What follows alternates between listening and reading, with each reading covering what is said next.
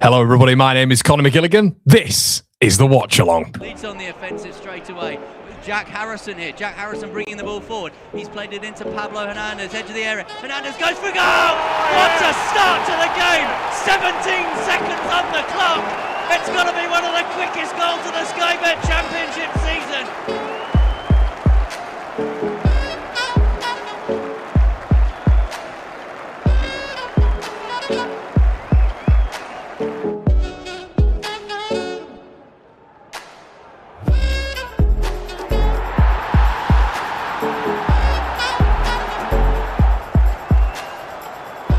Here's Cook. Cook goes for goal! And finds the back of the net in sensational fashion.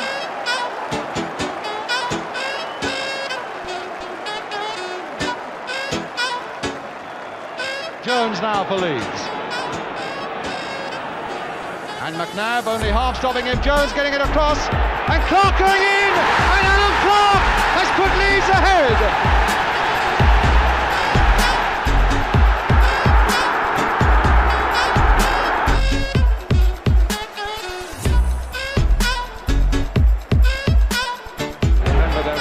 Live down under. Mark Viduka is a sporting god in Australia and now in West Yorkshire. Here he is again. It's Viduka. It's scored.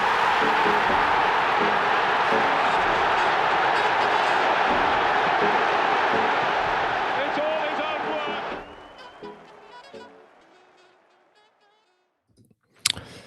Hello, everybody. My name is Conor McGilligan. This is the Watch Along, and this is One Leeds. What is going on in your world, everybody? I hope you had a fantabulous Christmas, whatever that means. It sounds good, though, doesn't it? I hope you had a great Christmas. My name is Conor McGilligan. We're back here, and it is the Watch Along, baby. It's Sunderland versus Leeds United, and there are some absentees, of which have got me a little bit excited. Let's go through the Leeds United lineup before I say a big hello to everybody in the chat. Lucas Pelly, Joe Rodon, Jakobio, Pascal Strout, comprising of a back three, Jaden Bogle, wide right, Gabby Goodmanson, wide left, Brendan Aronson, Ethan Ampadu, and Anton Stack in the middle. And then we have Calvert-Lewin and an obvious Noah Okafor up top with Lucas Mecha hitting the bench. Now let's get on to the Sunderland team, which is probably maybe a little bit more interesting here, guys. Nordi Makele, Dennis Sirkin, Omar Alderete, Trihume, no Dan Ballard, which I believe, if you heard my preview with the brilliant Roker report the other day, you'll have heard that Ballard in their in their sort of mindset as being the best defender at Sunderland. Not only the best defender at Sunderland, but the best defender in the league. That's how good they believe Dan Ballard has been this season. Dennis Sirkin coming in for this one. He's not had a lot of minutes. Trihume as well, obviously, I know has sort of been relatively bit part as well, with Gertrude been back there at points as well. And then obviously you go into midfield. Xhaka is still there, which is naturally probably the biggest issue in this team for me, because I think he's a brilliant player still. You've seen that this season. He looks top level at this moment in time. Granted, Xhaka, Gertrude are in that midfield. Chris Rigg, wide right, I believe that is Enzo Lafay in the middle, Adingra on the other side as well. Obviously, they've had to make those changes on either side because of AFCON, and Brian Broby, no Isidore starting up top. They've clearly gone with Brian Broby because they feel it's going to be a bit more of a physical game. The thing is with Regis Labrise is we know this season how much they've overperformed, that this guy just downloads data. So expect Sunderland to turn into a different formation maybe in the second half. Expect Sunderland to change things up and probably to finish with a completely different team, although it is stretched. It is a stretch Sunderland side, and this is kind of the encouragement that the Whites have at the minute. You know, we're kind of looking at this period of time, really, and for me, it's kind of, you know, I'm pretty happy with what we've got going on, because you have just a quick look at the teams that we've got coming up, right? And you think Sunderland, this is going to be a really tough game for Leeds, but this is the best time to play Sunderland. They've been on an assault of the Premier League this season. If they win this game, they're on 30 points on the 28th of December if they win this game. It's a ridiculous number of points for a newly promoted side. We all know that. And we think we're on a decent points tally right now on 19 points. I mean, they're on, what, 27? So their start to the season has been ridiculous. They've not lost at the Stadium of Light. However, this is the weakest Sunderland side we're going to play. Definitely. When they come back to Ellen Road in however many months' time, I think it's March, it's going to be a completely different Sunderland side. Expect Diarra to be in there, Siddiqui to be in there, Bertrand Traore, etc., amongst January editions you'd expect. But this is the weakest Sunderland side Leeds are going to play this season. So you look at this, you look at another isolated fixture in Liverpool at this moment in time. Still, I watched that game with Wolves yesterday, at least the extended highlights, and they're still not at full pomp yet. You look at Newcastle, and they are just missing something drastically at this moment in time. Very strong at home, don't get me wrong, but they are missing something. Is there enough there for Leeds to go there and get a point? I think so. You look at Manchester United, potentially with that Bruno Fernandes, Mason Mount, Diallo, Mazraoui. There's players there, huge players for Manchester United, and they were awful the other night. Awful. This period of time looks really tough for Leeds, but we've not lost in 4. Since we've had this new change in formation, we've not lost at all. I'm counting that second half against Man City. And right now, Leeds are at a point where we haven't got Lucas Metra in this side, but there's a lot of consistency. Let's just have a look at this lineup again with Leeds United. Now, this is very consistent, isn't it? You've still got Gabby Goodmanson in there. You've still got Jayden Bogle. You've got that back 3, which is just synonymous now. Lucas Perry, so you can put as a back 4. Stack's been ever present. Ampadu's been ever present. Dominic Calvert-Lewin and obviously Noah Okafor. We're getting a lot out of Dominic Calvert-Lewin. Touch wood that maintains in this one. But without Dan Ballard, who's extremely good in the air, Dominic Calvert-Lewin could have a real opportunity here. A real opportunity. So I don't mind, weirdly. Now, we don't see this a lot with Brendan Aronson, him having like consistently good game after good game after good game. But what I will say is I don't mind this if he's that pressure output on Granit Xhaka. If we're kind of sat in a low block and we need to take care of the ball, I'd rather Tanaka being in there. And we know Brendan doesn't really go good game, good game, good game, good game. It normally is sort of good game, poor game, not bad, poor game, good game. That's kind of how Aronson goes. Whereas I think Tanaka's a lot more consistent. I think we know with Farke, some players get rope, other players don't. Do you know what I mean? You look at Tanaka, he has one bad game, he's out. Aronson had however many bad games in a row and he'll still maintain his place. So Farke does have his favourites, but I don't mind him in this game, to be honest with you, because if he's able to just bring that chaos factor to a Sunderland team that's kind of not meshed together, but is a little bit less cohesive. There's less synergy between these bodies when you're looking at this team. So they've not played together as much. I wonder how many times Nordi Makuele and Chris Rigger played on the same side. I wonder how many times there's been a back partnership of Alderete and Dennis Sirkin. I'd suggest none. Now, I don't know if Gertrude's going to go back there. I'm not sure. I don't know how it's going to work here. We know Tri Hume can play centrally as well. So, how many times has Adingra started with Brian Broby up front? Probably not a lot. So there's an opportunity here for Leeds to really, really hammer down and be strong and get something. We'd all be very excited, wouldn't we, with a point, everyone? We'd all be extremely happy with a point. And I'm not trying to get ahead of myself here, but it depends where we're at, and we'll see within this game state immediately where we're at. Immediately we'll say, oh, okay. Because we know within the first 5-10 minutes what Leeds teams turned up. But we're looking strong at the minute, and we're difficult to beat. I know they're difficult to beat, but we've got to play the percentages today. We've got to be focused. We've got to concentrate. We can't let Granit Xhaka dictate the game, because he will, and he's been exceptional this season. For me, probably the signing of the season, him or Roofs. Like in the Premier League, I think Roofs has been that good for 11 million, and I think for 15 million quid or whatever Xhaka came in for, he's been outstanding. So, keeping him quiet is going to be key at the base of that midfield. But Ballard being out for me is massive. It's massive. And it aids Leeds hugely, because I do think Alderete is very good in the air. I do think he's very good in the air. But Ballard being out of that starting lineup, he's been immense. He's been immense. And we keep talking about Jacoby, or we keep talking about Xhaka dealing with Mateta, Erling Haaland, and the other fella. Mateta, Erling Haaland, and Thiago. Ballard's done that as well. Ballard and Alderete have done that pretty comfortably. So I was a little bit more worried today if we'd have played Noah Okafor and DCL up top together, because you kind of need Metra, and DCL up against Alderete and Ballard, because they're so good in the air. They're so good in the air. I'd wanted 2-on-2 effectively there. And if we're to go long above a press and it's Okafor there, I think Alderete and Ballard would have dominated DCL really there because he's not got a fall guy. Whereas now with Ballard out, and if it is Cirque in there, it should be big. It should be big. But I think what they are going to go to is you'd expect, I mean, on this formation, I think it's going to be Makele, I should say, at the back, and Sirkin's going to be on the left. Trihume's going to be on the right. So Nordy is, I mean, he's a big physical boy. He's a big physical boy. So, you know, they'll have worked on that. And it, you know, he's still going to have a tough game. Still going to have a tough game, DCL. But Ballard been out, I think, is big. Let's get into a couple of your comments, everybody. Like the video as well. This is a game we have to win. Full strength. They're a very good, but no Ballard, Siddiqui, Talbi, Diarra, Traore, Ronaldo, even Masuaku. We have to beat these. Merry Christmas, everybody, by the way, and a Happy New Year to one and to all. Thank you so much for tuning in to One Leeds this season and the new channel, and I really appreciate all of your kind words over the winter break, and we're still going, aren't we? What I'd say with that is I don't completely agree with that SLG. I'd still come away with a point. And be very happy with that. It depends how the game's going again. It depends, like, if we're in control and we're doing really, really well. This is what I said with the Brentford game. People were like, well, you just said we're going to lose before the game. Yeah, and you know, this, that, and the other. And now you're saying it's a bad result. And I said, well, yeah, because now you're getting into the game and you're seeing it in-game. You're seeing in-game Leeds are dominant. We should have come away with all 3 points. Isolated, holistically, it's a good result. 1-1 is a good result against Brentford, but we should have beaten Brentford. So game state changes everything. Before the game, I'm saying, yeah, 1-1, I'd take a 1-1 right now. This is a top side. They're not lost at home. They've got points against all the big boys this season, barring Man United. Point would be a brilliant result. But then I'm thinking, well, if the game state is what the game state is and Leeds are dominating the game, you want all 3.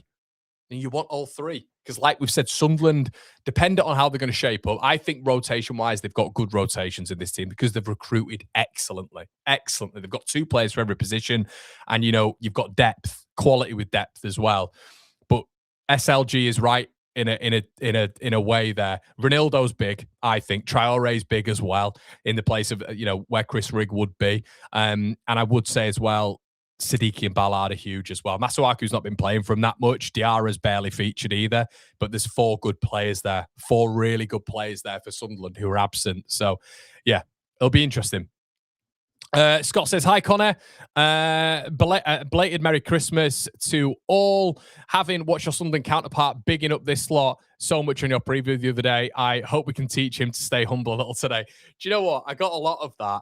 I got a lot of, you know, maybe I should have interrupted Gav Henderson from the Roker Report, the Sunderland podcast, and say, and I don't know, interrupt him and say, you're wrong. I think the thing is, mate, it's hard when you do an opposition preview because I'm asking Gav about Sunderland. You know, I don't know that much about Sunderland. I watch Sunderland, but I don't know that much about them.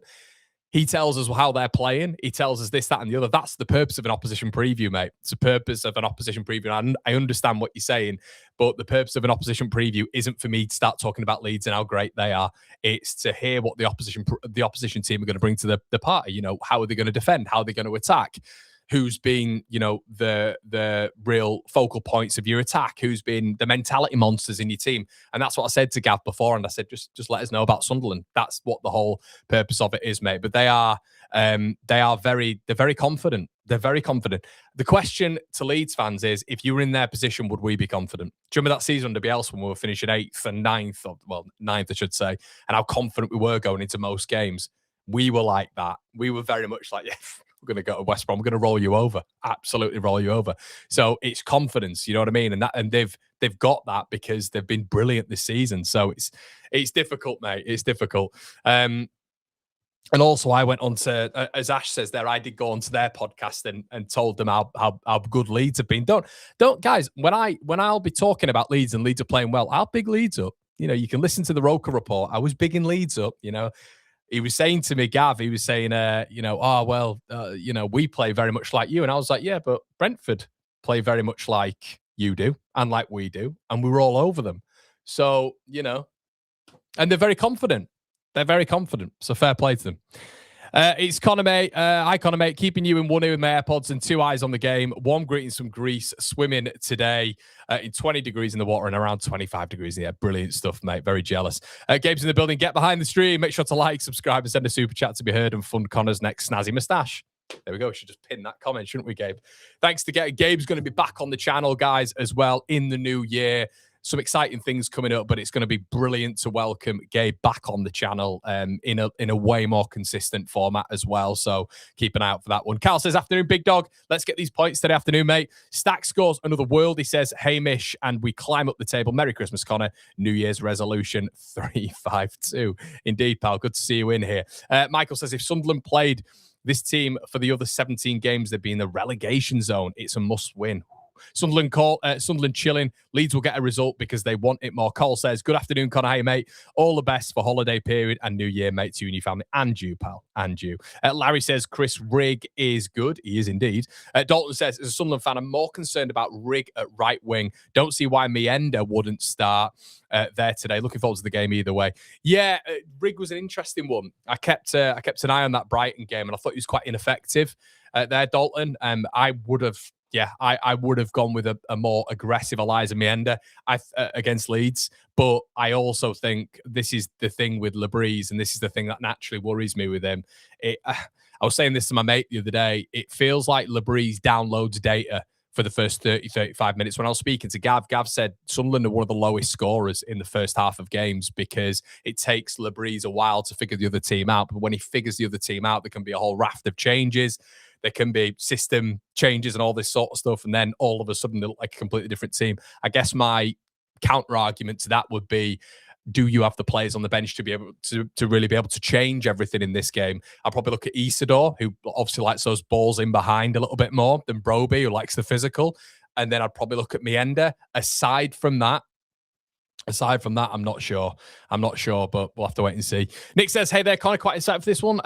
Johnny says, I live in Sunderland as a Leeds fan, and I can confirm they believe they can beat anyone. And why shouldn't they? Exactly, John. We were the same, mate. We were the same. And if we go another 3 games unbeaten and we get through this period, talk to a Leeds fan in 3 days' time about 3 games' time about facing Sunderland in March again. We'll all be saying the same thing. Bring it on. Because that's what happens when you don't lose games. It builds confidence, doesn't it? So I'd be the exact same if it was the other way around. Let's have a look. Aronson and Bogle to hound Sirkin down today, that right wing. I think Sirkin is an interesting one here. He is where Farke, the only annoying thing is, with all these changes that Sunderland have now had, even with Sirkin coming in and that back line, you just look at this team. It's so, when they're fully strength, I think you'd have Michele in there anyway. You'd have Ballard, you'd have Aldrete. You'd have maybe Gertruda in there. Sunderland fans, if you are here, let me know. But then you'd have Xhaka, wouldn't you? And probably Siddiqui in the midfield. You'd have on that right-hand side Talbi. Middle, you'd have Enzo Lefebvre. Left-hand side, right, you'd have Traore, Enzo Lefebvre, Talbi, and then up top, Broby or Isidore. So there's a lot of changes in there. So I guess the good thing is it's a different team. So Leeds will be looking at this and going, we can attack this. We can get at this. The other side to it is, have we really got a game plan sorted for Dennis Sirkin at left back, who's barely played any minutes whatsoever? We know he's a good player. He's a good player in the Championship, but could that have been a target in training? Really sort of methodically working around a game plan to target Dennis Sirkin, with maybe Leeds in a 4-3-3 with Willie Gnonto. Is that part of our game? Probably not, because a lot of us and probably the staff at Leeds United didn't expect Dan Ballard to be out. So it's interesting how it works, isn't it? It's very interesting how it works. But potentially, Sirkin would have been in there anyway. So hopefully Leeds have devised the game plan in and around that. But I don't think Sirkin's a weak player whatsoever. However, I do think in and around that back four, he's probably the weaker of the lot. And I think Sunderland were looking for maybe an exit in January. Something to look at there, definitely.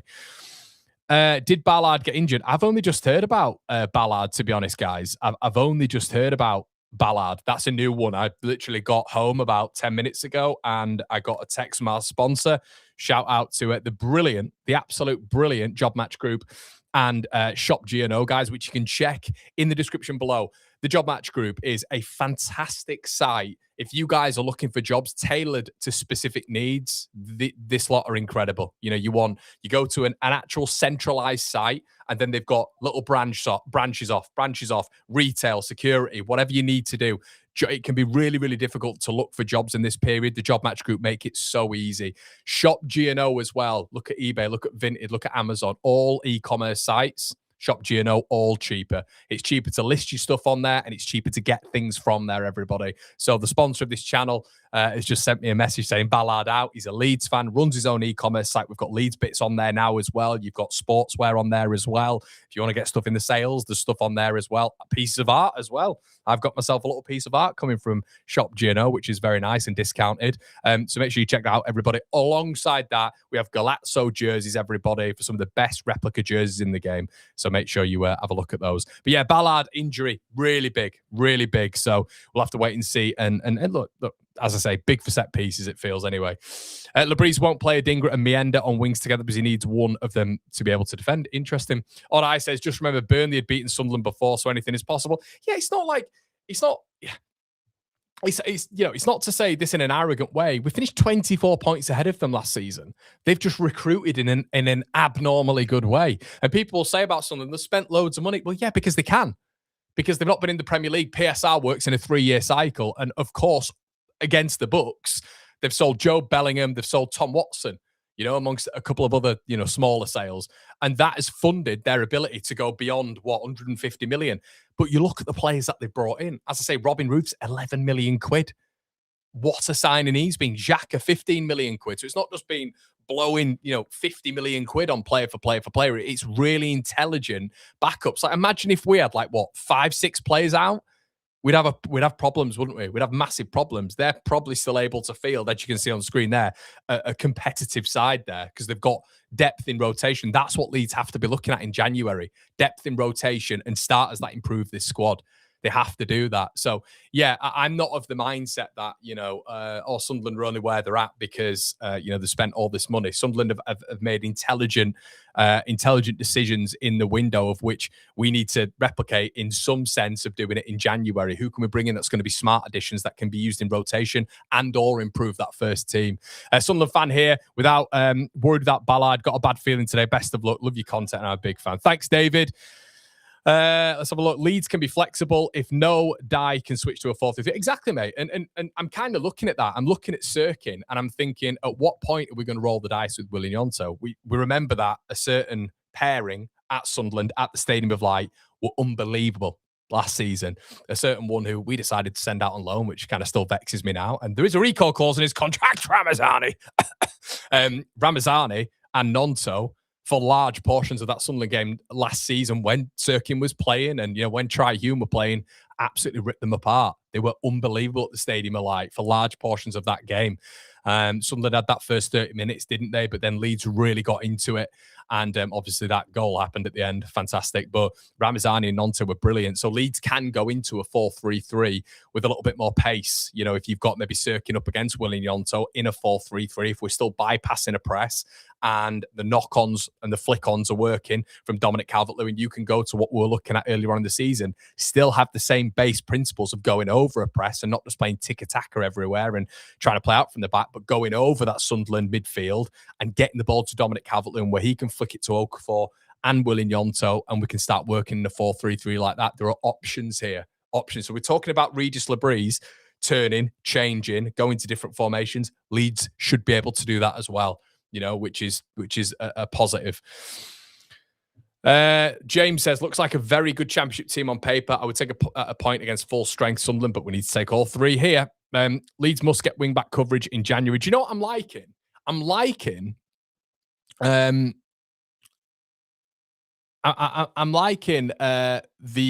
what everybody else has been saying about. I love everyone's standards and expectations.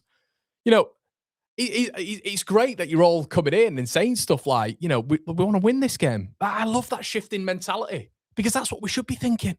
In some of these games, Brentford, we got kind of slated on the channel because apparently I was being negative. And I think a lot of it is just personality. I think it's what you want from your club and the standard and the expectation, maybe based on historical context, but what I'm like as a person. Do you know what I mean? Maybe I'm too ultra competitive.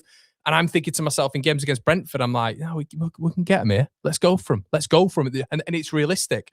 So if the game stake's very similar with Sunderland, you go and win it. Go and win it. Get 3 points on the road. It's not going to be that easy. Sunderland are brilliant. They are. They're a brilliant team, especially at the Stadium of Light. But if it's there, go for it. Let's go for it. Interesting.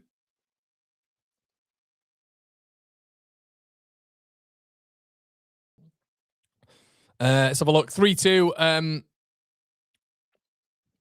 3-2 Leeds, Stat Okafor and DC. I'd love that, mate. 3-1. Sam says we are effed without Ballard. Agree completely, Matt. Joseph in a 3-5-2 would be so much better cover than Peru. And of course, do you know what, Leadfield? You're probably not wrong there, mate. And do you know the only reason I say that is because someone mentioned it the other day, sent me a DM actually on social media, and they said, do you think we should have actually kept Bamford? Hindsight's 22, innit? Kept Bamford and let Peru go. Now, that might sound mental.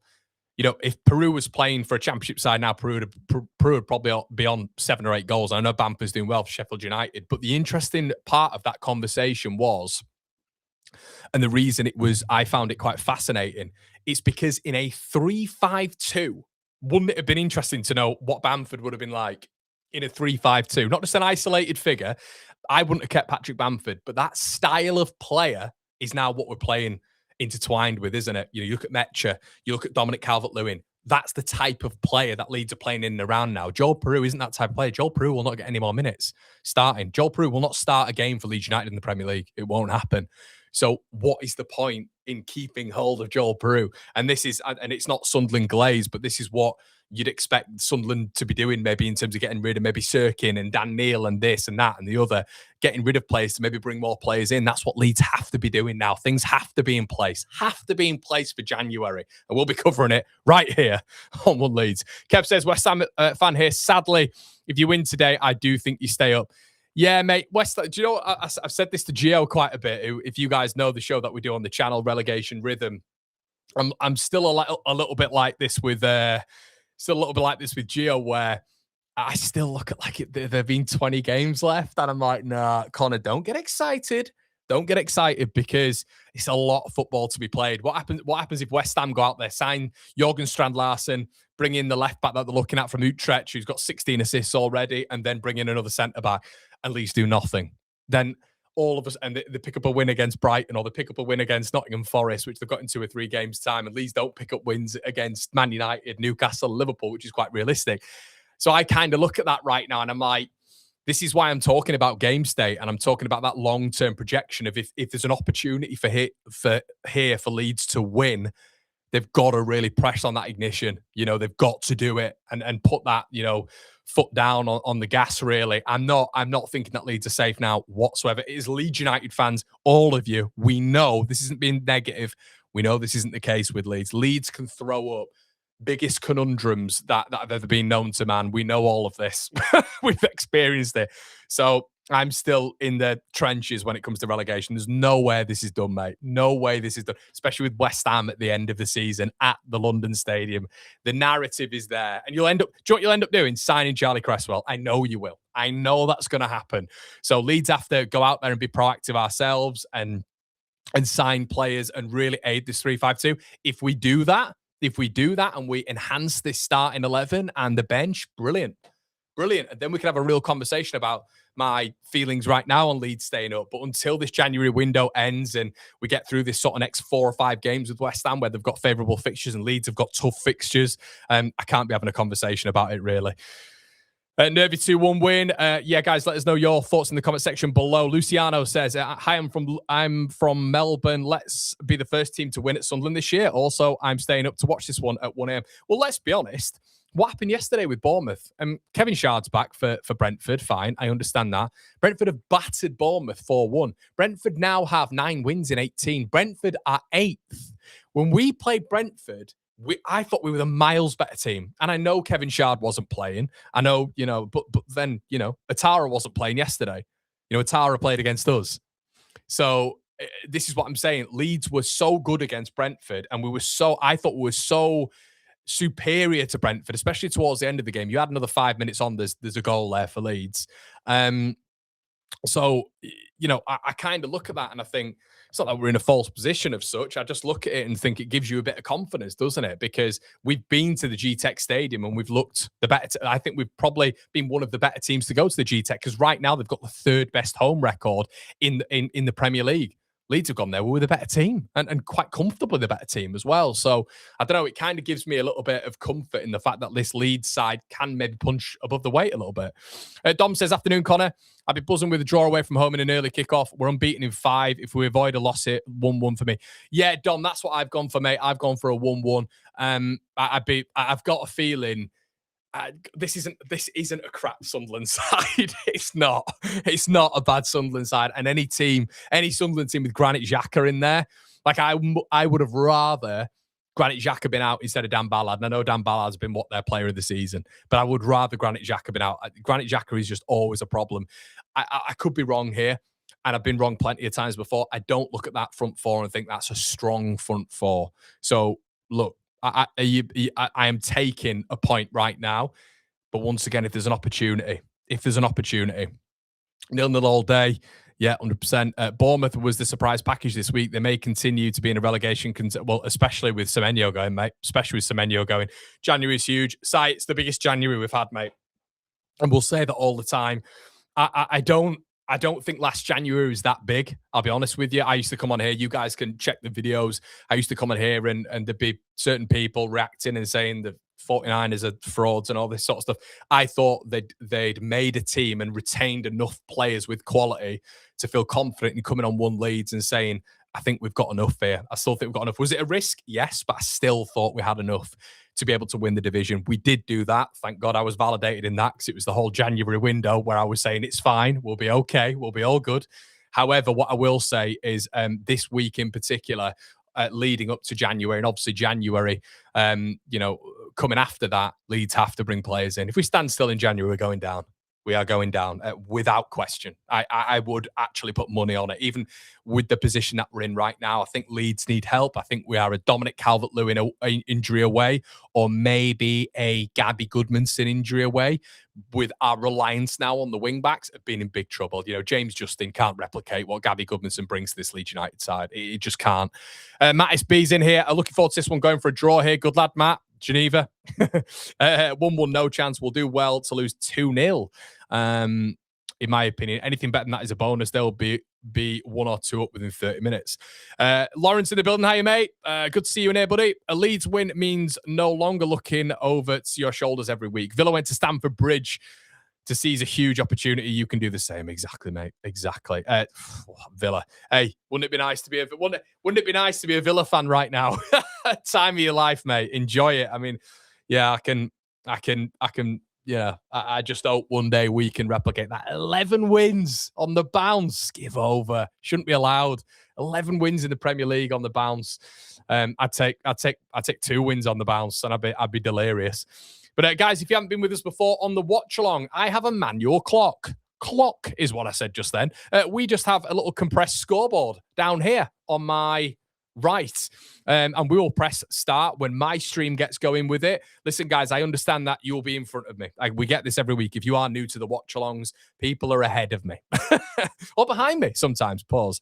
But that does happen. So don't get frustrated. It can be quite a nice thing as well, because you guys might see a goal going in or an event or whatever, and then you already know it's happening. You can click on here and see my stupid ass reacting to it in real time over here, which is normally about 8 minutes behind. But I will let you know when we get going with this, everybody. Currently, we've got Granit Xhaka on screen with some shirt in his hand. Up the Geneva, that's you, Matt. That's you, mate. Come on, you Gunners. Yeah, you're not going to win the league, mate. Up the Villa. Bournemouth fans in meltdown. They want the manager gone because he will not commit more than 1 year. Gareth Green's in the building as well. Hi, Gaz. Hi, Connor. Hope your Christmas was well. Come on, Leeds. It was indeed, pal. Daryl says, come on, you Whites. 2-1 incoming. Love the positivity. It's good stuff. Hello, Sinead. Hi, mate. 3-1 Leeds. Let's hope Perry got kicking lessons for Christmas. Definitely, pal. Just played Leeds versus Sunderland on Football Manager. Won 5-2. Hopefully, was that away or at home, mate? Hopefully, we can recreate that today. Leeds are always really good on Football Manager. Does anybody else know that? I played Leeds on Football Manager before. My loyalties are split, even though it is a game.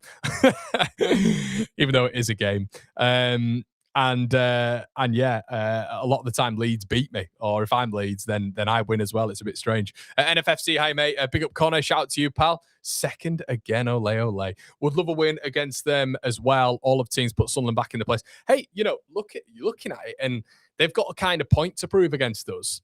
Like if Ballard had been playing, but you look at the ones who are maybe involved, like Tri Hume, Chris Rigg, Dennis Sirkin, Regis Labrise.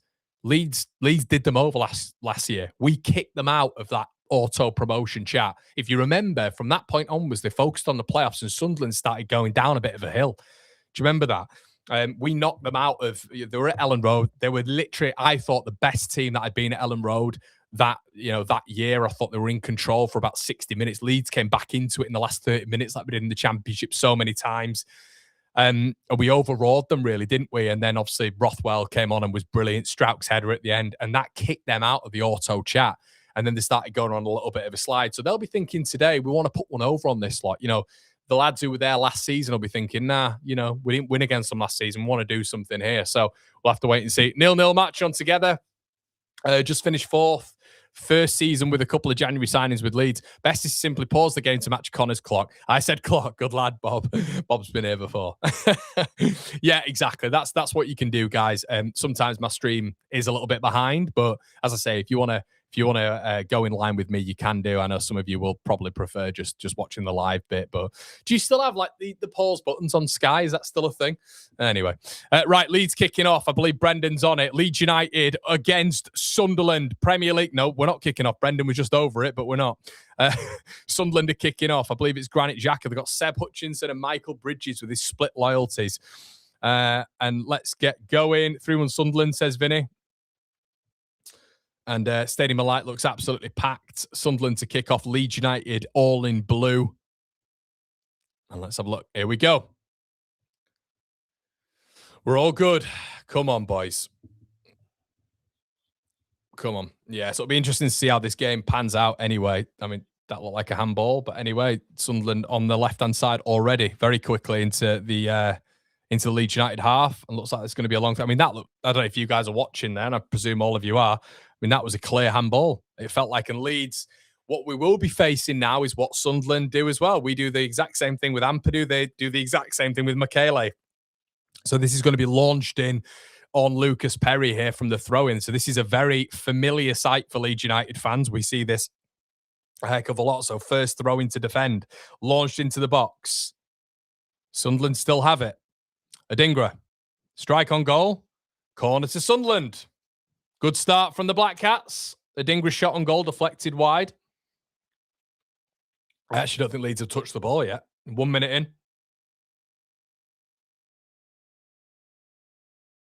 Lafay over it. The worst time to concede now for Leeds United if it was to be the case. But they've got some big boys in there. Brian Broby. They've got Michele in there. They've got Alderete. Good players in the air. Leeds United marking zonally. Enzo Lafay, ball in. Headed out well by Leeds. Sunderland have it. On halfway now. They've gone all the way back. Try Hume. And good pressure by Leeds. Xhaka goes back home. Yeah, Leeds not quite touched the ball yet. Robin Roofs.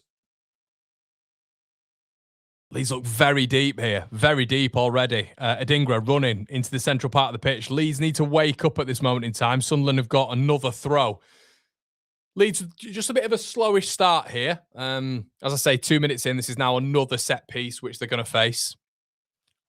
Michele goes over. As I say, it's all about territory, isn't it? It's all about territory, because if Sunderland are doing this consistently, this is where it wears the opposition down. So Leeds have got to stay focused here. We've got to be confident. We've got to be brave, and we've got to be ultimately physical. Michele, anyway, another long throw here. Pauses. He's going again. It's taking about 4 hours to take a throw here. Launches it in. It's a bit of a different throw, this. Leeds away again. They've got to get out a little bit here, Leeds. It's very, very deep. They go back again. Sunderland go long again. Into the corner. I think he's kept that in as well. It's brilliant from Adingra keeping that in. And Leeds hoof it clear. So let's get out of the... let's get out. Sunderland have it in their own half anyway. Leeds eventually have players in the opposition half, but for a while there, it was just felt like it was just set piece FC, which is what Leeds have turned into as well. So Robin Roofs anyway, centre back. centre of the pitch, I should say, not centre back. Michele, Leeds, I don't really know what this is. Is it a press? I'm not really sure. It doesn't really look like one. But Leeds now eventually have the ball. And have we got the ball?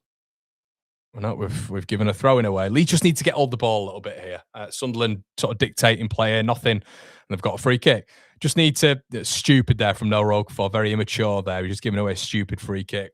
Granit Xhaka has the ball and they just throw players up again. They're very, very similar style of football to Leeds. And that's why No Roquefort there has got to use his brain a little bit. Instead of bumbling into the back of Granit Xhaka, just use your head a little bit because it's another set piece now for Sunderland. But it's not a great game to watch, I'll be honest already. But Xhaka goes laterally, gives the ball to Tri-Hume. Xhaka gets it back. Leeds are so deep. It is incredible here. So we better be good defensively for this deep. We're not. We lose out on the header. Broby beats Rodon in the air. And all I'm saying, guys, if we're not sort of applying any sort of pressure to this Sunderland side, we've got to be Leeds win a free kick now.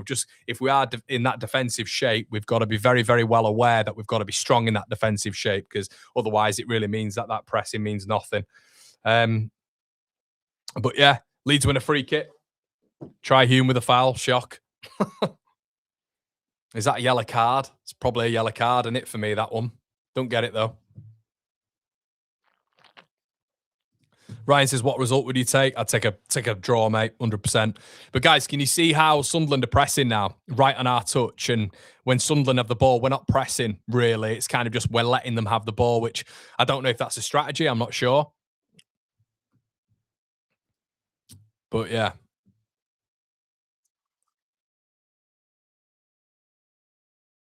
Slap a like on the video as well, guys. Dominic Calvert-Lewin's first touch knocked out by...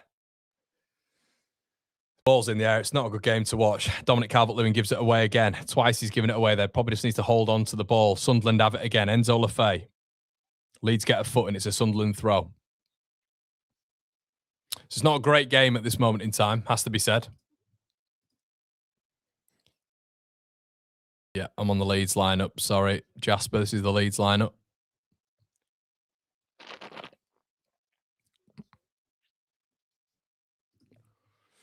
Okay, Leeds have the ball at the back anyway. Joe Rodon, Beale. Leeds getting into it a little bit more now after a strong Sunderland start for about 2 or 3 minutes. But just look at Sunderland's press here on Leeds' touch here. Leeds have got to be good in possession, and this is why it's interesting when Leeds are effectively trying to build out from the back, because can we?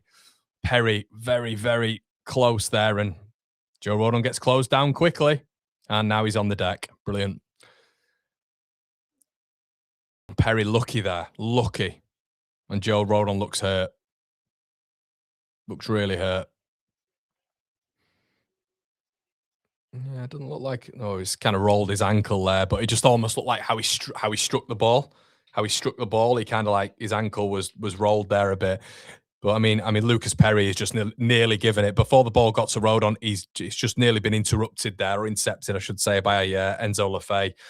Leeds have just got to be really careful at playing out from the back if they're being aggressive when it comes to that press. Leeds have got to be careful because this is what you can't just lump the ball up all the time. We know that, but you know the ball's got to Dominic Calvert-Lewin 2 or 3 times already, and he's held the ball up quite well.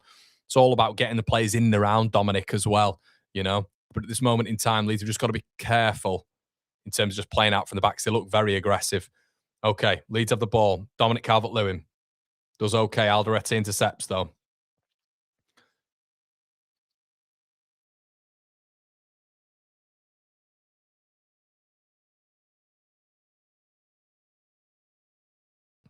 Yeah, Joe is hobbling.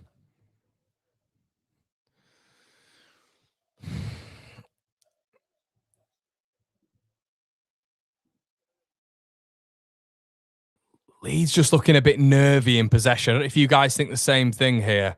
Just a little bit nervy on the ball. Sunderland are very, very pressing extremely high. Aside from Lucas Perry, they're not committing men to obviously set the ball off Lucas, but they have gone man for man. They've gone man for man when Leeds are trying to build out from the back. So we saw a little bit of this in the early stages with Palace. Stack finds himself in a little bit of space, though. Got to advance with the ball a little bit there, Stack. He's filtered it off to Strauch under no pressure. Stack's got about 10 yards of space in front of him there, and he just knocked it off to Strauch.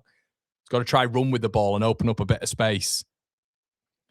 But there's no point in Leeds building out from the back if there's no end goal here. Perry's gone long anyway. There we go. Dominic Calvert-Lewin loses that header to Alderete, who does well in the air. Beal. Sirkin. It's gone back to the goalkeeper. Roos has to clear.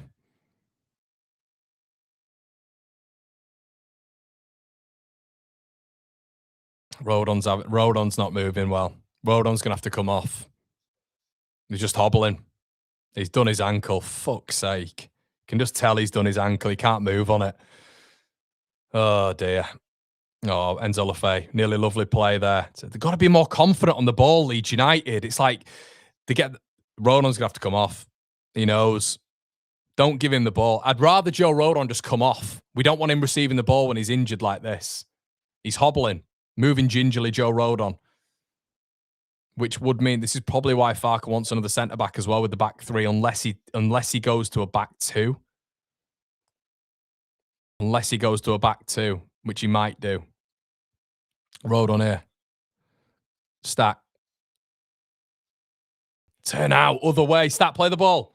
Good ball. Brennan Harrison, inside. Ball's come to no Rogue for. Stack. Nah, it's poor. It's poor from Leeds. It's tame, but it's a shot on goal. No Okafor, no confidence there, Noah. Stack did really well here. Good ball control. Congested. Aronson with a good run as well. Aronson did well to just chop it back inside. It was a bit short, but I don't know why Okafor's not taking that shot on there on his right foot. It's poor from Noah, that. There's a lack of confidence there. Sunderland winning another fucking free kick. This referee's loving it.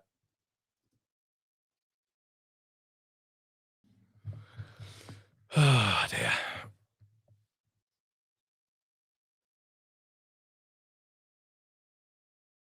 Rice says, do you think we look nervous?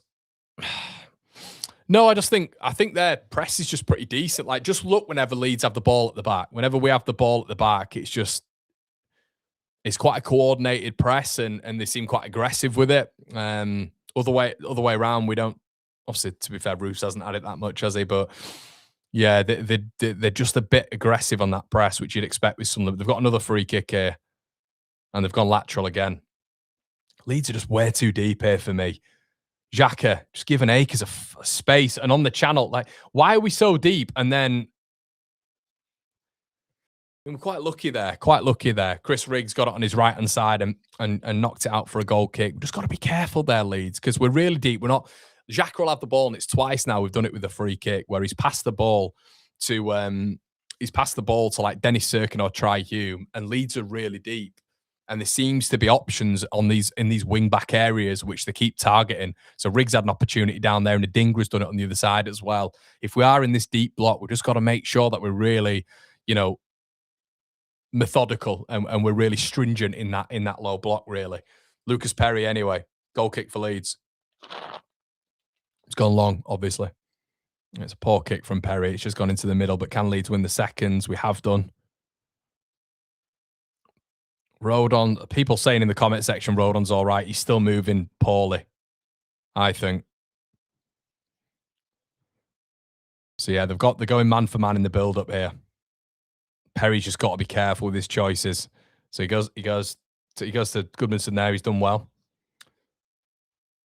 No Roquefort. Brendan Aronson. Fucking classic. Absolutely classic. Bags of time, Aronson. He's missed everyone. Stack. Such a good opportunity that. Just get something in the box. Stack does well anyway. Can he win a corner? Still got it. Ampadu. Leeds doing okay here. Just don't go back. Okay, we're going back. But yeah, just a lack of sort of assurance there with Brendan Aronson. He got just to the byline, and it was he's in acres of space as well. They had two men in the box, I believe, there as well. But Ampadu was won a free kick. He's done well.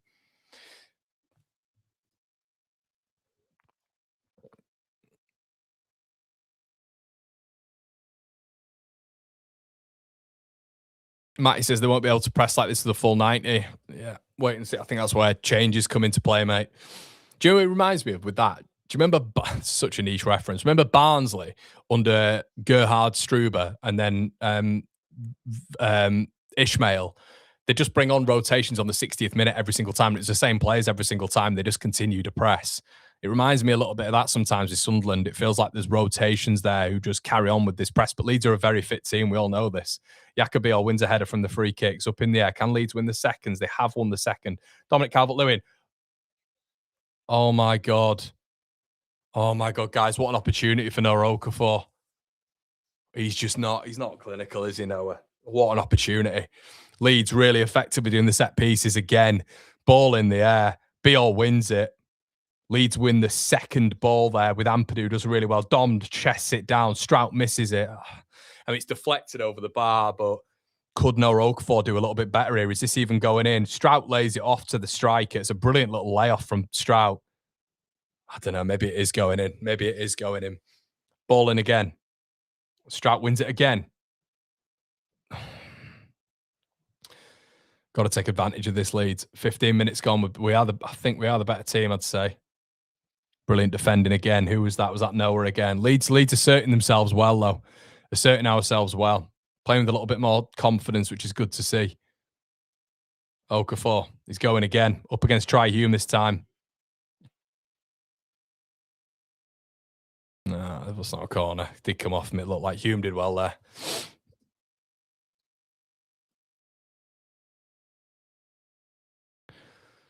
Yeah, Leeds growing into it a little bit, which is good. Looks like we've pushed a little bit higher now as well when it comes to Sunderland building out from the back, which is good to see.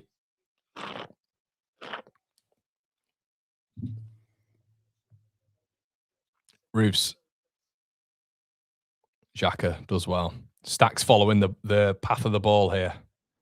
Okay, and he's left a big gap in the middle there. Anton Stack and Gertruda has the ball. Please do well to get back into shape.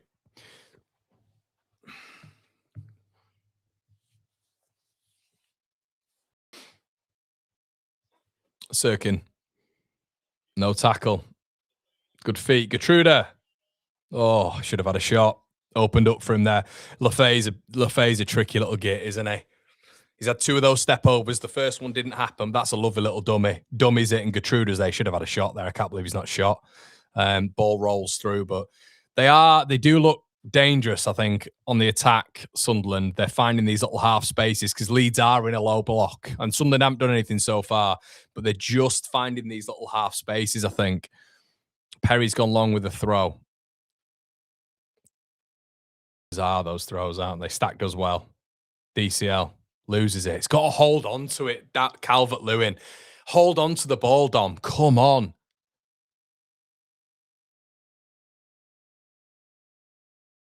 Dom doesn't lose onto the ball, hold on to the ball, and then Goodmanson gives away a foul.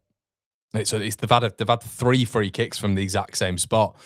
Jevon Dawson has become a member. Shout out to you, mate. Ball down the flanks again, guys. I told you the target in this. It's because Leeds are in a back 3. Brilliant defending there from Anton Stack. It's a Sunderland corner. We've got to stay switched on from these set pieces. So every single time they have a set piece, they're basically going down the flank. So their first pass is down the flank, whether or not, well, a lot of the time it's the right. But when it is down the right, they played one in the first sort of 5 minutes. They switched it to the left. So they're basically playing this way because Leeds are in a back 3. And we are obviously committing men forward in terms of Goodmanson and Bogle. Leeds have got to be aware of this. You know, if we're sitting deep, we've got to be aware of these channel balls. Xhaka with the ball in, headed out by Strout. Goodmanson's on the floor. The Sunderland players have just taken each other out. They've still got it, though. Leeds got to be careful here. Adingra gets past Bogle, goal kick. Rig got absolutely nailed, I think, by Gertruda there. Leeds defending them well, though. Strout's done well there, though.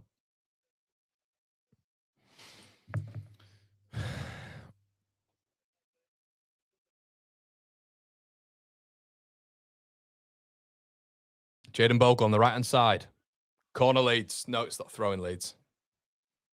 Good defending from Sirkin. Well played by Leeds. It's a good game. It's a good game, this, I think. End to end.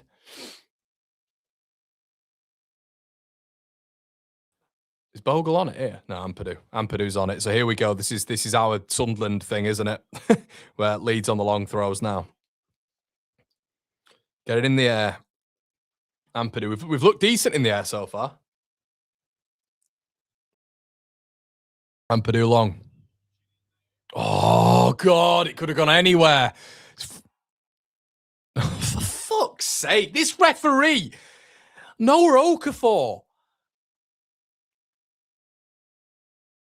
Noah Okafor just brain dead. Ball's up in the air here, Noah. I mean, it's soft. It's really soft. Really soft. But Okafor doesn't need to do it. Barged into one of their players and they've got another free kick. I mean, I'll be honest here, Sunderland are going to the ground very easily. But if you're trying to gain, territory on set pieces, then that's, I guess what you do. Do you know what I mean?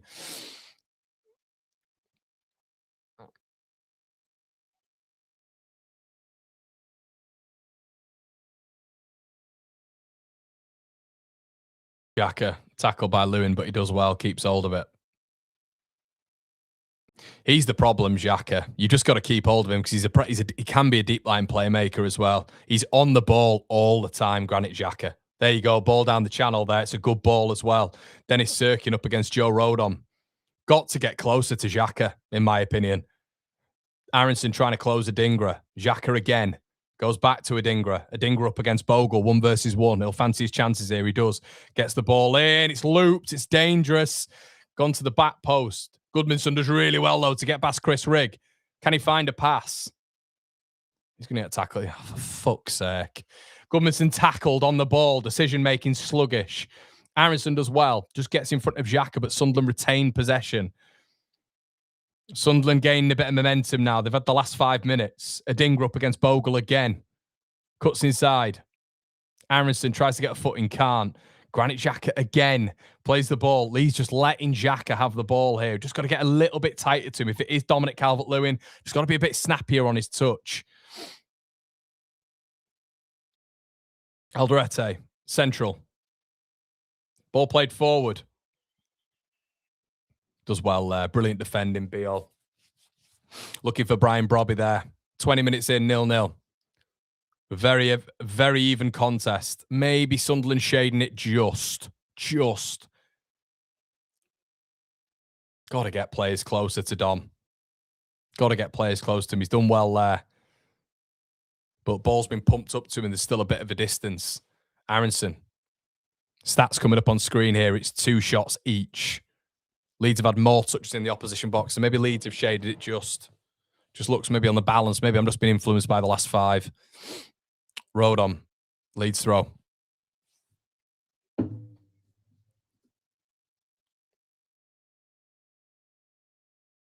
Cloud says we need to cut off those passing lanes to Xhaka. I think you bang on, mate. I think that's what we need to be. He's just when it feels like you get rid of him. You get rid of Granit Xhaka and you solve sort of 50% of your problems here. And it's difficult. Of course, it's difficult. He's picking up the ball from a central zone. You can't just press him all the time, but it would be nice to just get closer to him. And I think Leeds are a little bit confused on what to do with him, really, because you've seen Dominic Calvert-Lewin. Brilliant from Brian. I'll tell you what, Leeds are lucky there. He's a handful up front, isn't he? The big boy. He's already caused us probably more problems. Not problems as such, but in terms of hold-up play and strength, Brian Broby's already caused us a few more problems than just in terms of the variety that he's offered. The ball in between the defenders he always wants. He's pressing very high, and he's strong. He's already caused us more problems than Mateta, Haaland, and flipping whoever else did. Leeds do well here. Brilliant from DCL. Aronson. Bogle with a ball in. It's a poor ball in, but he's stretching because Aronson's ball was too far ahead of him. It's a shame that. In a good area that for Leeds. Good area that. Dominic Calvert-Lewin in the air just beasted a couple of Sunderland players there, but just got to do better there in a Brendan Aronson capacity. He's played the ball behind or just into Bogle's instep. You need to play it in front of him. Simple. Leeds looking relatively dangerous on the attack though. It's on a knife edge, this game, though. It's on a knife edge. I don't think this is a draw. I genuinely don't now. Once again, seeing the game stat, I don't think this is going to be a draw. Aronson. Goodmanson. Got to commit more bodies in the box. It's just Dominic Calvert-Lewin, and then we go all the way back. I'd just get the ball into the box. So irritating when we're in a decent position out wide, and we elect to... Oh, fucking hell. Here we go. He's done again. Rodon's done again. Why don't we get the ball in the box? You know, it's on the left-hand side. And you've got Gabby Goodmanson there, and he shapes that's the second time. Fuck off, Xhaka, mate. And that's the second time, isn't it? It's the second time we get the ball out there, and Rodon's. I mean, he's been on the edge, Johnny, with that first tackle. Oh, his ankle again. Oh my God. But it's so irritating when we get the ball wide left and you have at least got Dominic Calvert-Lewin in there and you stack on the edge of the box and we elect to pass it then around the back line to go on the right side and do the exact same thing. I think Rodon's going to come off here. That's a minging ankle twist. His ankle looked like it went straight under his body there when he played the ball. Step up ball now.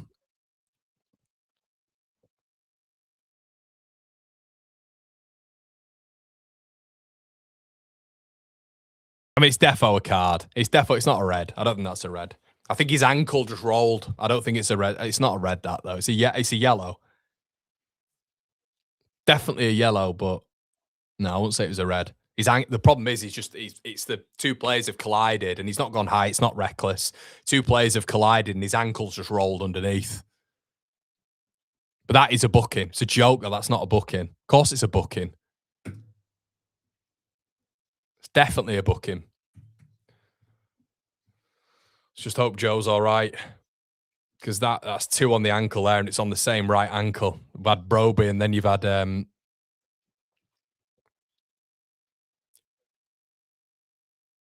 No, yeah, get him off. I think you got to put... I don't mind. What about maybe Justin on that side? Justin on the right side of a three. Don't put... I think Bornau's a problem. I think you put Bornau on, he's too slow. And he's just going to get pressed into oblivion. I wouldn't put Bornau on. Get Rodon off and just put James Justin on. I think at least Justin's got the athleticism. Do not put Bornau on. There's too much responsibility on that right centre-back role. But we can't have Rodon playing at 50% here. He's been hobbling around for the last 10 minutes anyway. Let's get a physical body on. Get a physical body on who kind of occupies that right-hand side anyway. Put James Justin on. I don't mind Justin being on in that role anyway. Keeping Bogle on. We look quite attacking there, but he's knackered. He's knackered. He's been hobbling for the last 10 minutes. Do not bring Bornau on. It doesn't make sense. There's too much responsibility on the build-up in this game. I mean, he can't move. Look at him. He's been like this the last 10 minutes. Don't put him back on. Stupid. It's stupid. No, I wouldn't put Ampadu on, guys. I wouldn't put Ampadu. I think keeping it like it is. I think actually Aaronson started well. Just put James Justin on, right centre back. I actually think Aaronson's been decent so far. He's been effective. So I wouldn't put Tanaka on at this moment in time. I think you just need a like for like substitution. I just don't want us to go into this further on in this game. We've done really well and have Joe Rodon just hobbling around asking for the ball for the next 20 minutes. There's no point.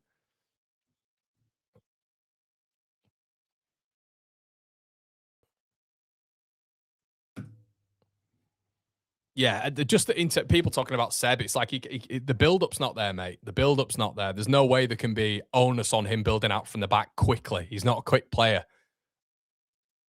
I think he reads situations quite well, Bornau, but I'm not sure speed of thought when it comes to the responsibility of building out from the back. James Justin, I'm fine with Justin being in a right centre-back role. A lot quicker on the turn as well, more athletic than Seb Bornau. I would have James Justin coming on for that. Makes a lot of sense to me, that. And then you've got a bit of decent pace there as well, haven't you?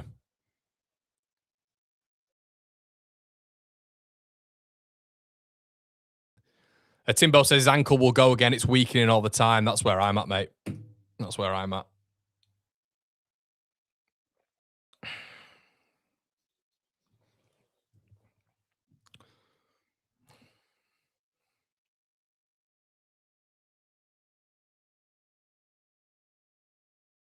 You're just saying, Rodon's just like, I'm fucked. He keeps saying I'm fucked. You just heard him say it to Ampadu. Why is he on the pitch? Why is Joe Rodon still on the pitch? He's just hobbling. It's so unprofessional, this. It's so and we're facing a throw-in. It's so unprofessional, this. He should be off the pitch. He's hobbling around. Long throw towards Rodon. DCL gets it out. Xhaka picks it up again. Good ball. Granit Xhaka. Adingra. Brilliant goal. 1-0. Good finish. Leeds at 6s and 7s, though. They're all just looking in the box at Ampadu.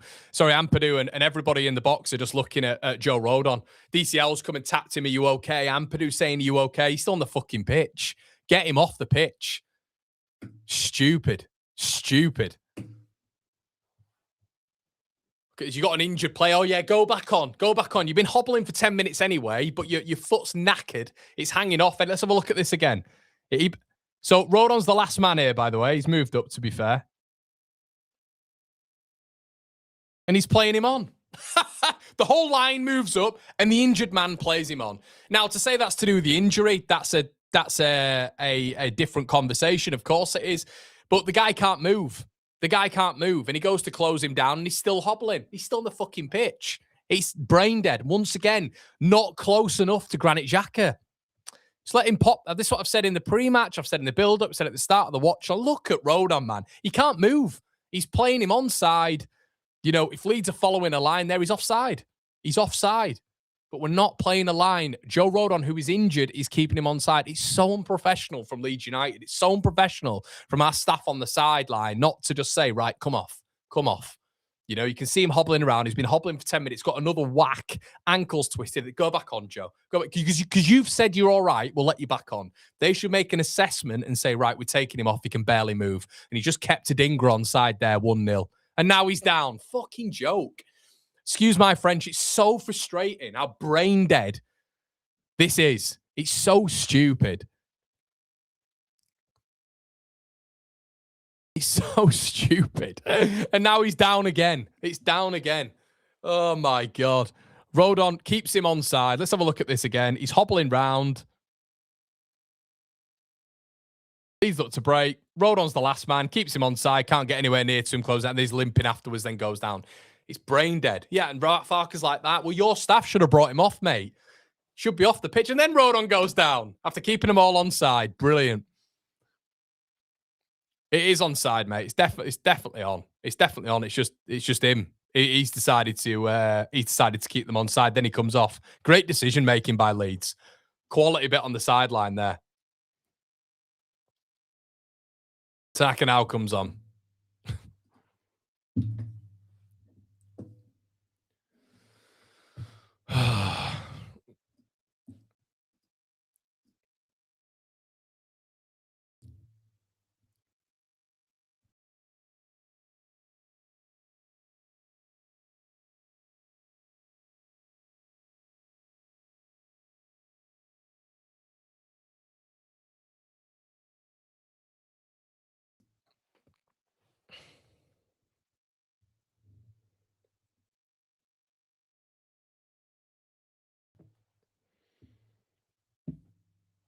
It's why Sunderland are fit. I mean, let's just look at this team. This is where.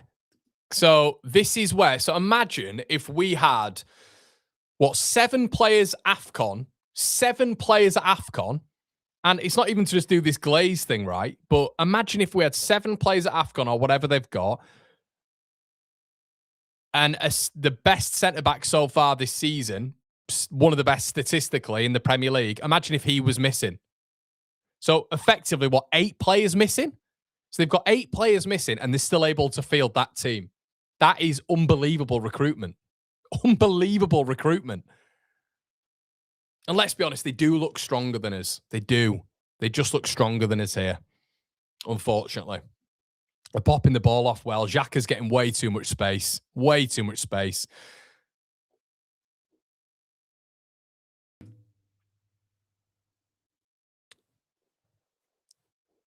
Sunderland with the fewest first half goals this season. Brilliant. Good to see.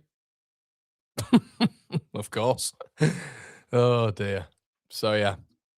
Lee's got time to get back into it, but, oh, fucking hell, man. It's not looking good, Brev. This is why, you know, that no Okafor chance, it needs to go in. It has to go in, doesn't it, really?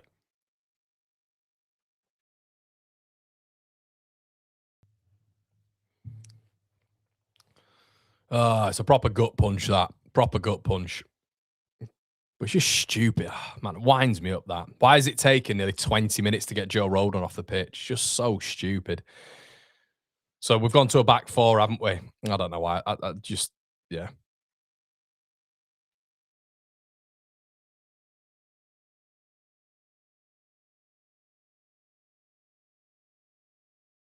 Aaronson does well. Tanaka. Corner Leeds. Decent response.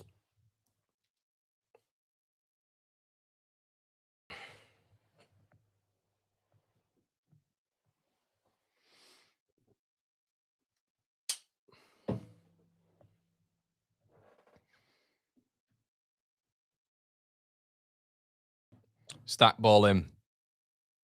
Oh, header on goal. Bale saved.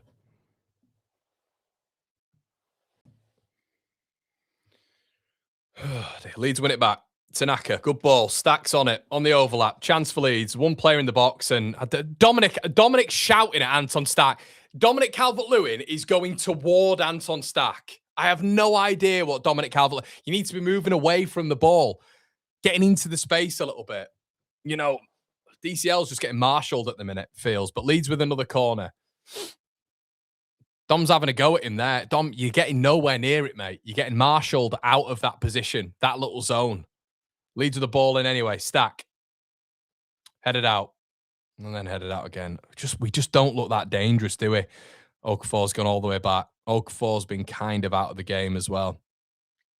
Not seen a lot of Bogle, have we, so far? Look, Perry goes long. Dom does well, and then we go all the way back again. Goodmanson, go for it. Come on, let's have a little bit of bravery here. Yeah. At least, well, we're 1-0 down against them last time, weren't we?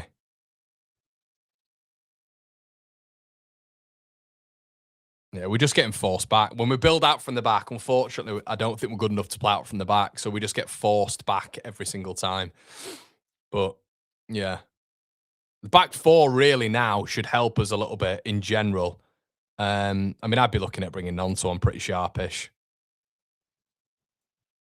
Just so we can actually expose Dennis Sirkin to a certain level. Beale, it's a great ball from Beale. Good take from Stack. Chip ball into the box. We're just not committing enough men forward. Well, for fuck's sake. Sorry, this is so frustrating, this. And then Tanaka handballs it. Stack's the best player on the pitch for us. Stack's doing really well. But he's getting to the byline consistently. There's no one in the byline. I don't know where No Okafor is. Does anybody know where No Okafor is when we get to these byline cutbacks? You've got DCL in there. I don't know where Okafor is. But this is the problem with Okafor. He's just a wide player, isn't he, I think? So this is the issue with him. There's not an instinct to get into the box. It's to stay out wide. And this is the issue with Dom being isolated. That ball is played long. Dominic Calvert-Lewin will be isolated. You can see it in the box. Do you know what I mean? We get to the byline and then Stack goes for it. Stack goes for it and does really well. And then he's just there by himself.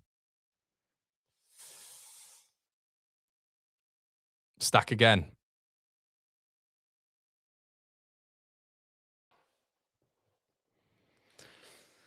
Oh, dear.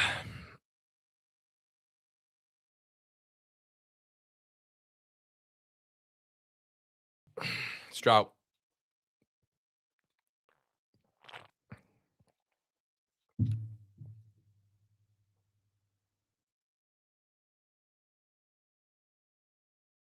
It's very, very similar from old Leeds, this, in terms of the passing out from the back. Passing in triangles and we're getting nowhere because of their press. So it's man for man at the back and we're not getting anywhere. So we're just going to have to go long or we're going to get caught. And we just keep going back. That's all we keep doing. So it's Perry, it's Strouk back to Perry again. We're getting nowhere doing this. Perry goes long. It's just complete waste of time to do that. And Perry's kicking isn't great, but we've got it up the pitch at least. Then we're going to go back again here. Yeah, this is bad in terms of we're just getting pushed back to Perry. We're not competing with them enough. We're going long, and then there's no one off Dom. He's done well there, Dominic Calvert-Lewin. He does really well. Leeds got to get up the pitch. Got to be a little bit quicker. It's Tanaka here. 7, 8, 9 touches. Can we do it in 2? Aaronson does really well. Any options? So defensive. Stack does well. Okafor, here he is, wide left. Oh, for fuck's sake. Tries to do a trick and gives it away. A lot to be desired, no Okafor. I'll be honest, a lot to be desired. Got to show more, Okafor, hasn't he? It's got to show more. It's got to show a lot more. There's no way he's a better footballer than Willie Gnonto. There's no way he's better than Ramazani, guys. There's no way. Since we're 1 versus 1, I'm not having it. We've got to start showing a bit more Okafor. I mean, we ain't got 2 up top now, have we? So brilliant. Aaronson, first time got no. Oh my god. Oh my god. Brilliant football by Leeds. Broby's done well. Brilliant by Leeds. Absolutely brilliant. Aaronson, I thought was going to score. Leeds' best chance of the game. I think he actually did really well. I'd have hit it first time, but Aaronson again. Okafor's killed him again. Fucking Okafor. Jesus Christ, man. Aronson's done so well there. He's having a good game, Brendan. Beal with a lovely ball in, and Dominic does so. He could have hit it first time, and it's off the line. To be fair to Brendan, it's going in. He's knocked it past roofs. It's knocked off the line by fucking Try Hume again. Yeah, should be 1-1 there, but then Okafor, just kicks the ball out of play. Gnonto must just be thinking, what more do I need to do to be given a chance? I mean, he's just flash the pan stuff, isn't he? Flash in the pan stuff. Yeah, a lot of you guys saying he's terrible. I don't miss Solomon, mate. Solomon's having a stinker at Villarreal. Absolute stinker. The fans don't know why they've signed him. There's no way Solomon would have made it at Premier League level. He ain't quick enough. He's not athletic enough. But no, not for me. I think, you look at the likes of, athleticism. You look at them when we played this lot last time and the wingers we had on the pitch and how effective they were. Here he is. He's got an opportunity now, no Okafor. Right choice. Fucking hell. Get him. I'd be making a change. He doesn't convince me at all, no Okafor. Not for me. You can't tell me off the left-hand side Gnonto wouldn't do a better job in some of these situations. And by the way, guys, that goal they've scored's not offside. Michael, I know you've said that. It's not offside, mate. But Leeds have reacted better here, but Okafor's for me, there's too many chances here. There's too many chances that he's in good areas of which are not coming to anything.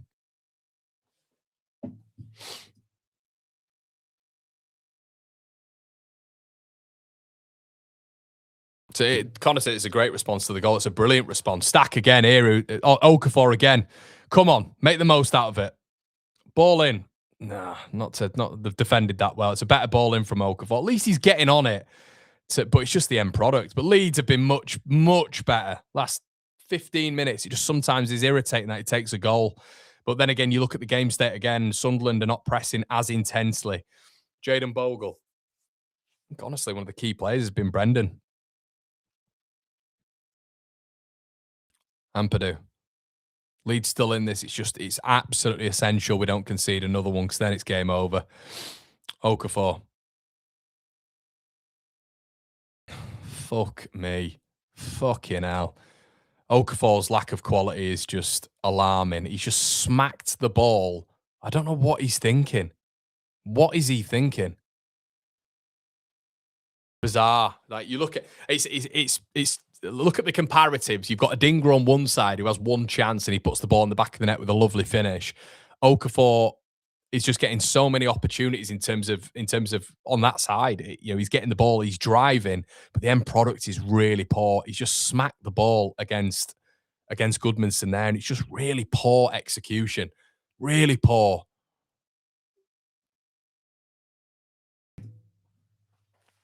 Bogle. It's like you look at it, don't you, though? And, it's going out of play, I think. Oh, no. Brilliant ball by Stack. Bogle. Oh, Bogle. Touch.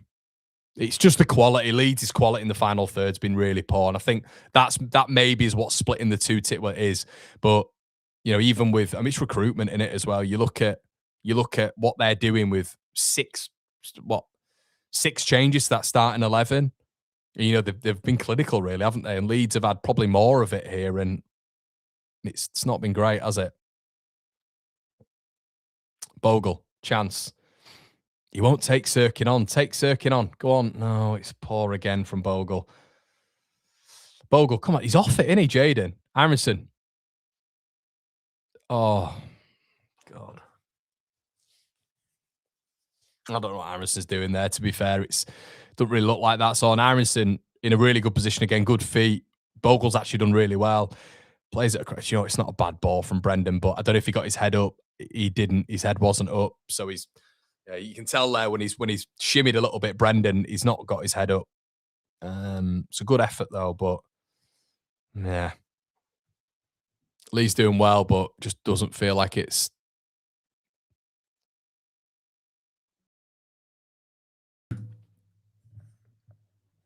Adingra.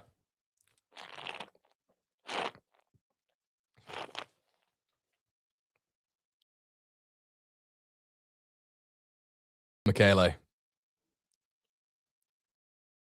Good pressing. Oh, Oakfall's done well. That's gone, ref. No, he's not giving it. Okay. Stack. Anton Stack. Leeds growing. Leeds have been much better in this last 15 minutes. Okafor. Stack. Beal asking for it. Beal knocks it in. Oh, Leeds corner. Come on, boys. Come on. It's been much better. It's been miles. It's just the anxiety of this, isn't it? It's just the anxiety. God, come on. I think it's because I know they're slow starters normally, so I don't want them to grow into that second half, but Leeds are on top. We don't deserve to be losing this game. Don't deserve to be losing it. Stack. Corner. Ball in. Poor. First man. Not beaten. Stuff like that when it comes to the quality. Leeds just... And Stack gives... Oh, God.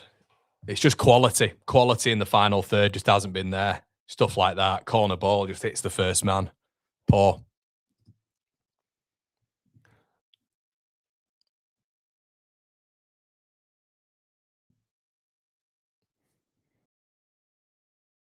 Five minutes added on. So it's not been bad. It's been a good response. I just think it's pretty obvious, guys, in this game. A lot of people saying, shut up, morning, stop negativity, all that sort of stuff. But it's very obvious, I think, what's going on here. Leeds have been decent. But the facts remain the facts. Like, there's just not enough quality in the final third, which against the Sunderland side that has been absolutely decimated with absentees, you'd just hope that we'd have a little bit more. It's not just about control and us having chances. We've got to start putting some of these away. We really have, because that momentum in the game can switch quite easily, can't it? You know, we're not good enough to keep the wolf at the door. And what I mean by that is, you know, they are going to have a period. You know, it's not all just going to be this for the remainder of the game. So Leeds need to capitalise. Leeds have to capitalise on this, and they're going to start slowing the game down, start relying on these set pieces a little bit more. You know, so yeah, Leeds have been much better, of course they have, but we just need to take advantage of this dominance, guys. That's what we need to do.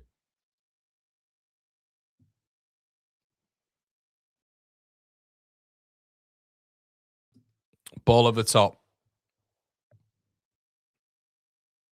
All right, here we go. This is what I'm talking about. Ball over the top. Broby.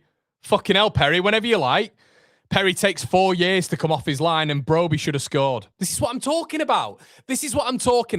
You know, when you get some people in the comment section, I can see you guys when it's just like, oh, it's stop the negativity. It's not negativity. It's look, that's how quickly it changes when you don't take your chances in the Premier League. It's not the Championship where we get abundances of chances all the time and teams don't score. You've got a good quality team here who just needs one opportunity, and they're going again here.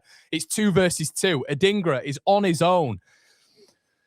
Adingra, ball into the box. Broby hits the bar. Fucking that's why. That is why. Stop the negativity. What do you want me to say? Take your frigging chances, because this stuff happens. Adingra with a brilliant ball in back post. Broby should have made it 2-0. Hits the bar. 2 opportunities in 2 minutes. What happens when you don't put the ball in the back of the net on the other side of the pitch? It's stuff like this, guys, you know? So I'm trying to say it's we've been better, but we're vulnerable. That's 2 opportunities there where they should have scored.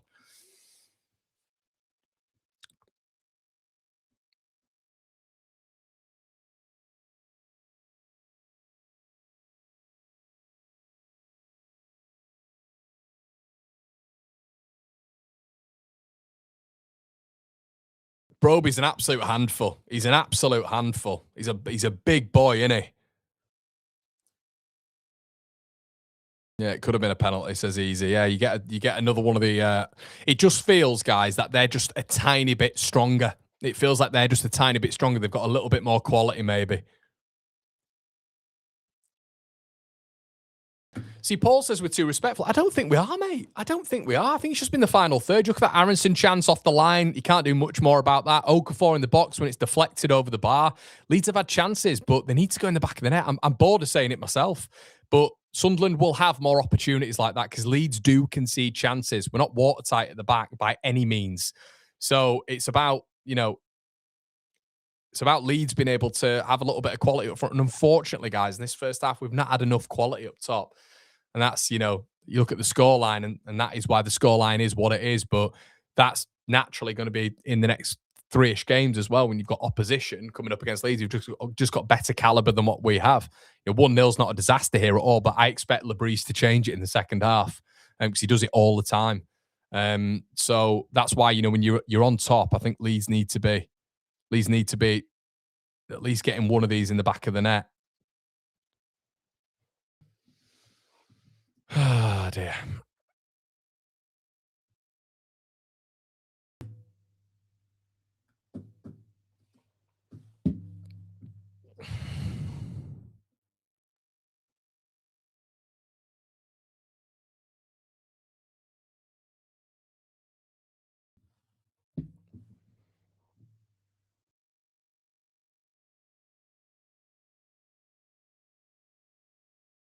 Oh, Aronson.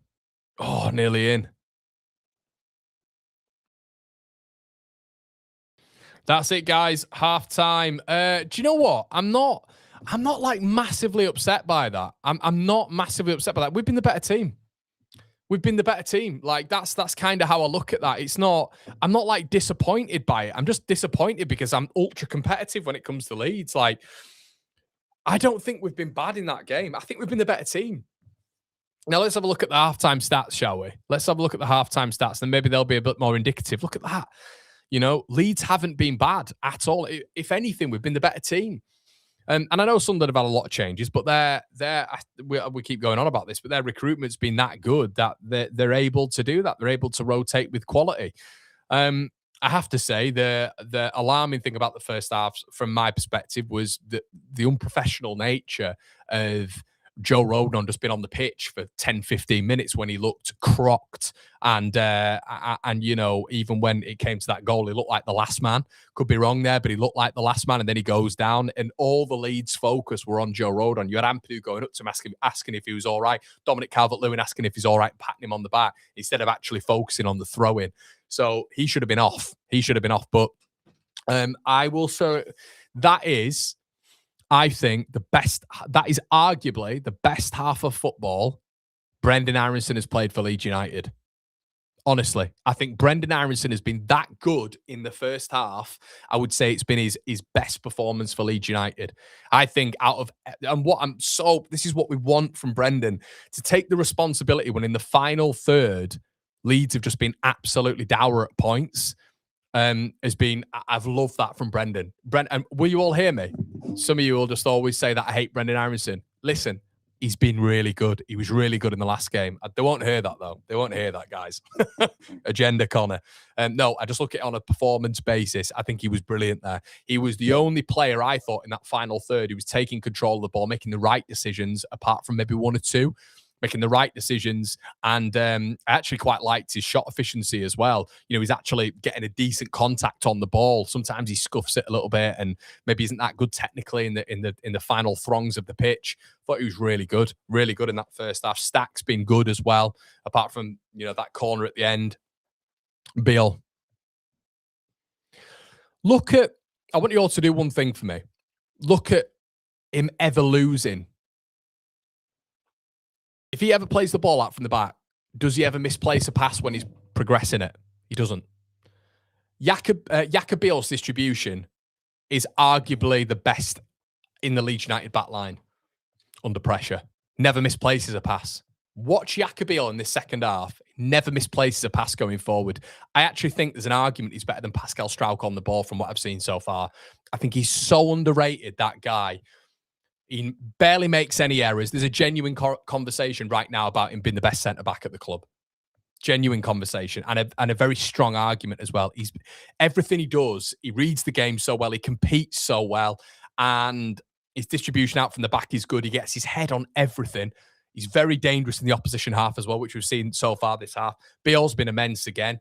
Perry is just, we know what Perry is. Bogle's been quite quiet, I feel. There's a little bit of a retreat whenever they put a bit of press on him. It maybe looks a little bit tentative about losing that ball. Goodmanson's probably been the better of the two wing backs. Okafor is an interesting talking point because I think he's getting himself into good areas. The first phase, when he's getting the ball, getting it out of his feet and driving at the fullback is effective. With no Okafor, it's a £16 million player, isn't it? It's a £16 million player who, for Leeds United, just hasn't hit the heights yet.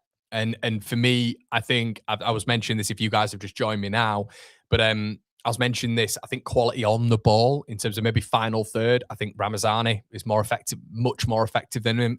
I don't think there's been an improvement from Okafor to Ramazani whatsoever. But I also think when you look at Willy Gnonto potentially off that left-hand side as well, there's more effectiveness there. I think Okafor's final product is just quite poor, and I'm not convinced on him as of yet as a starting option for Leeds United consistently. Let's see what you guys are saying. Okay, 1928 says he beat the goalie today on chance in the Prem. He doesn't do that. Sorry, mate. Who's that referring to? Who's that referring to?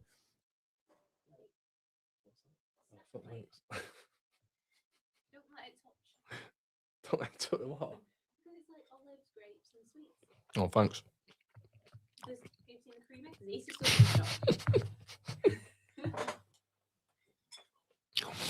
Sorry. Looking not to be 3-0 down, says Adam. Sunderland are more physical side. We need to bully them a bit. Yeah, and guys, you'll know as well, if you are in on the watch along, I was getting a little bit of grief because sometimes, you're watching it and it's anxiety ridden, isn't it, watching Leeds? But people are saying, stop the moaning and stop this, that, and the other. And it's not moaning. It's just what you're seeing on the pitch is Leeds United in the first and second phase been decent, but it's that final third. It's the end decision. It's the end decision, which is it's compromising Leeds right now. And you look at Sunderland coming forward, they've hit the bar.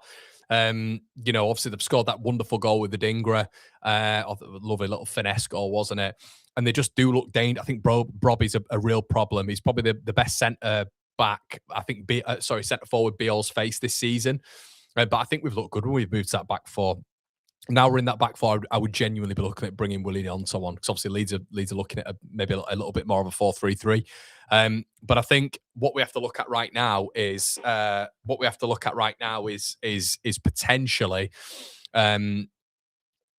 potentially just this finishing in the final third. And I think we've got stuff off the bench of which can affect that. But I think Leeds overall have been good. I think we've been good. It's been a good half from Leeds. I don't think we shouldn't take any sort of, we shouldn't be down about this first half. There's another 45 to go. The worry is Regis Lebris is a very good second half manager. This is the worry. Now, can Leeds United get something from this? Brendan's been the best player on the pitch for Leeds. I think Stack a close second. But Sunderland haven't been amazing. But I think what was frustrating when it comes to that first half analysis is just the amount of time we gave Xhaka in that first 25 minutes. It's not good enough. You've got to get tighter to Granit Xhaka, and he plays that lovely ball through to Adingra. And this is the problem. People think Xhaka is just an enforcer in the middle of the pitch. People think Xhaka is just this mentality monster. He's a very good deep line playmaker. He's very good on the ball. And in those situations, if you're just standing off him, he's going to hurt you. And he's hurt Leeds there. He's pierced the ball through to Adingra. He's taken 2-3 Leeds players out the game and he's put it into the bottom of the net. So, yeah. But it's a brilliant goal for Sunderland. You got to say all ends up. It's an excellent goal. But that's what it's taken to beat Leeds at this moment in time. I think overall, we've been the better team. We've been the better team. Let's have a look.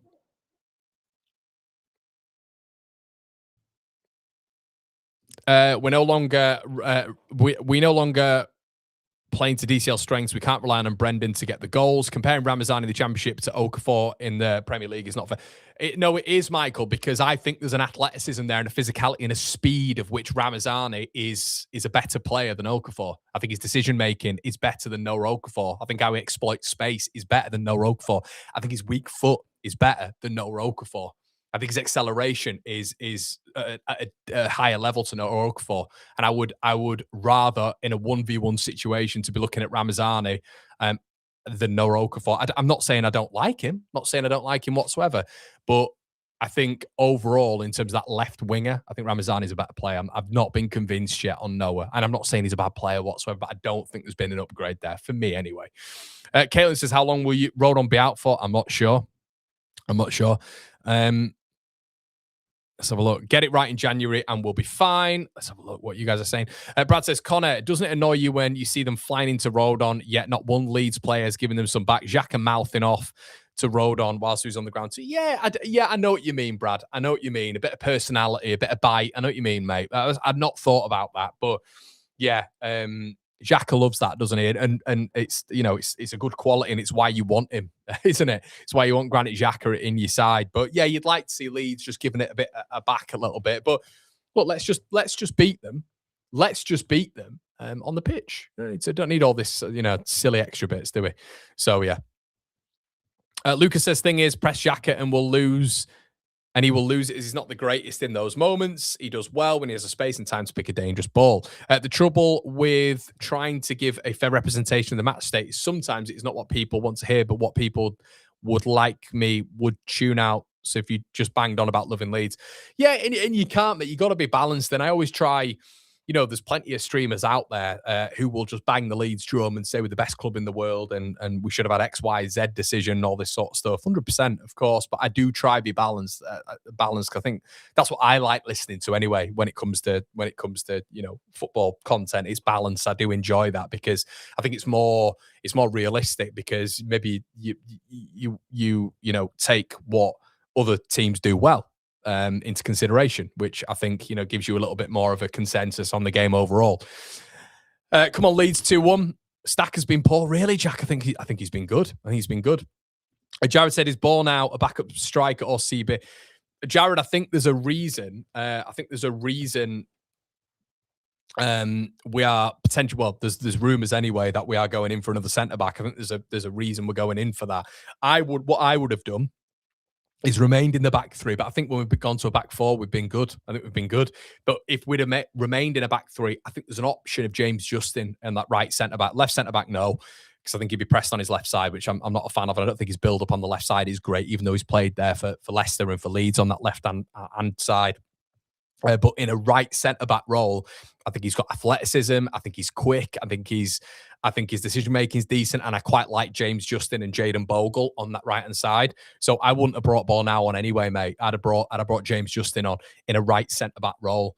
I think off the turn as well, he's a quick player. He's only 27 years old. We're not looking at James Justin at 34 years old coming on, but Ball now just doesn't have that turn of pace for me. And he's not that type of defender. So I think Ball now would need more protection. From the likes of Jacobiol, which makes Leeds maybe a little bit more vulnerable. John says, hey, Connor, how we doing? Enjoying the match? I would be if we were winning, mate, but Leeds have played well. Leeds have done all right. Carton Bro says, first 20 minutes of the second half is going to be key. Keep building on what we've done in the first, not to commit early and leave ourselves shot at the back. I think Metro. Yeah, I think if Leeds can keep it, I mean, ideally, you come back into it, don't you? But if Leeds keep it to 1-0, for the first 5 or 10 minutes, that'd be ideal. I mean, look, if we can score, amazing. But yeah, keeping it down to 1-0 is important. If they score very early on, then it's just, I see it as game over. Because I still see them as structurally pretty strong at the back and in midfield with Gertrude, with Xhaka, with Alderete, with Michele and Hume and Sirkin. I still see them. I don't think we've done enough on Sirkin's side. That's maybe where you need to have Willian Yonto there. Sirkin's not played well as he started a game this season. I don't think he has. So yeah, this is a Sunderland side with a lot of changes. This is what I said in the watch along. I mean, this is a Sunderland side with 7-8. Imagine if we'd have made 7-8 changes, what our squad would look like right now. You'd have Sam Byram in the team. So the fact that they're able to put this 11 out, look at this team, you're able to put that 11 out with what 7-8 changes is just an absolute tip of the hat off to their recruitment. So we can't do that. You know, if we had 7 or 8 players out, we would be in dire straits right now. So yeah. Seb getting sold in Jan. I don't know how much we get for him, Remy, to be honest.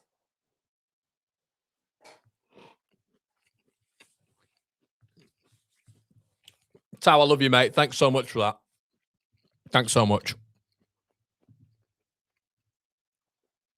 Sirkin not played for about 6 months is what I'm talking about. So if you're going to exploit that, you know, if we can get at them a little bit more on that right-hand side, William Yonto, brilliant. But yeah, I think Leeds have been all right. I think we've been okay.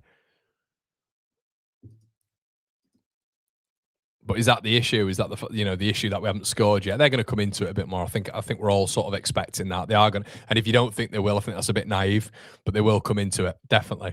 Ian says fans must see you critique to improve our game. Well, Ian, it's just. I mean, it's not. I'm not saying I do the best of it, mate. I'm not saying that, but. You know, when I play the game, I'm my biggest critic. You know, I am. It's not just a Leeds United thing. It's whenever I've played football, I'm my biggest critic. You know, you never give yourself, and barely ever gave myself or give myself praise ever. It's all about what you can improve. Afternoon, Connor. Hey, Trev.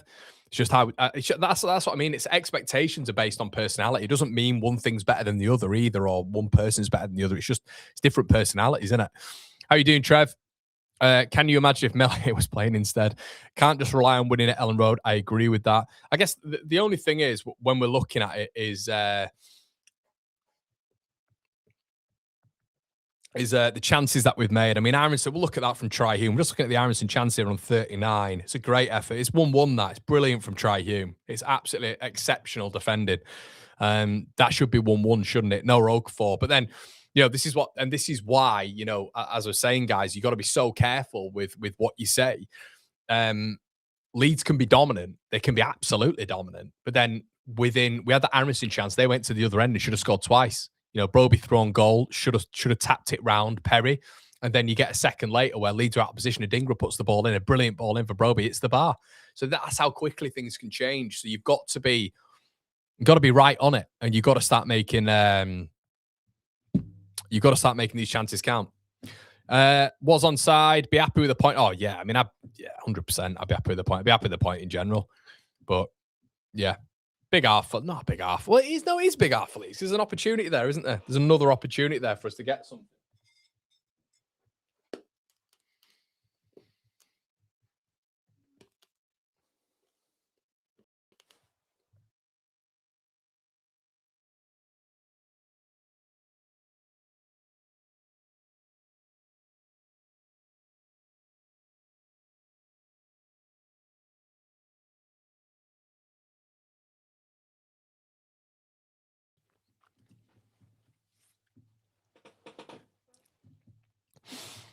Same 11. What a surprise his lands are Rotty Whites. Yeah, I mean, I'm kind of just thinking to myself, if Leeds are... we are in a 3, aren't we? Don't know why it's got us in a... Sorry, we are in a 4. I don't know why it's got us in a 3 here, but obviously Tanaka's not playing at the back. But yeah, I think at some stage it's got to be... I'd be happy taking Okafor off and on, so be happy doing that. But they're coming out for the second half now, guys. My missus brought me just like such a weird assortment of stuff. Look at this. So she's like, do you want some snacks? I was like, yeah, go on. So she brought me, because I said, I want healthy. She brought me olives, grapes, 2 baby bells, a cream egg, and some Mentos. So there you go. Right, guys. Second half is about to kick off. Leeds start it, of course. Out Tanaka's over it. And if you haven't been with us, we're off.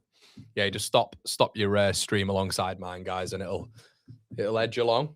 But yeah, currently 1-0 Sunderland. Can Leeds gain the advantage? I'll get back into the game at least. No changes for either side.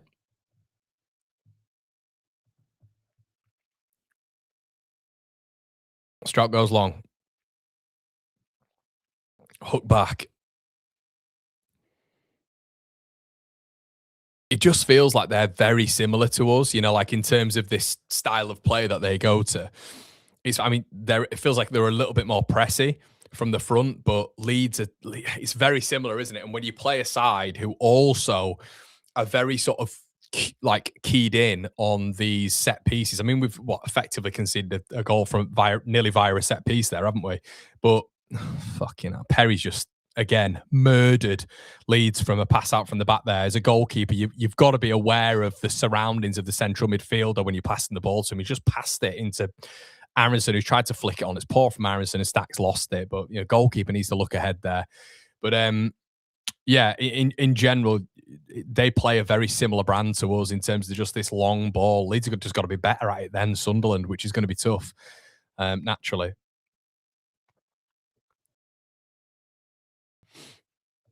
I'll tell you what, Enzo Lafay don't stop, does he?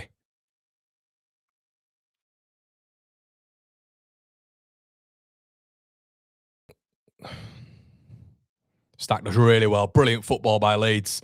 Now we've got to do something here. We've got to at least create a chance. It's Brendan Aronson. Pass it. Yes! You love it! You love it! Come on! Get him, Brendan! 1-1 DCL, baby. What a reaction. And that's a brilliant goal.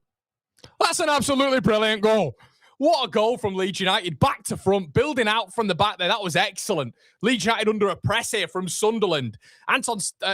Strout gets it, goes for the 1-2 with Gabby Goodmanson, gets it back. First touch, Okafor round the side. Stack just levels it out wide to Brendan Aronson. You're thinking here, Brendan, can you make the right decision?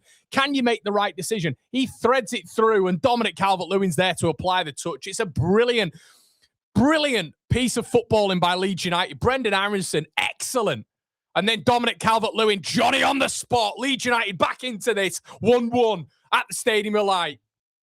Get in. Deserved. Fantastic stuff.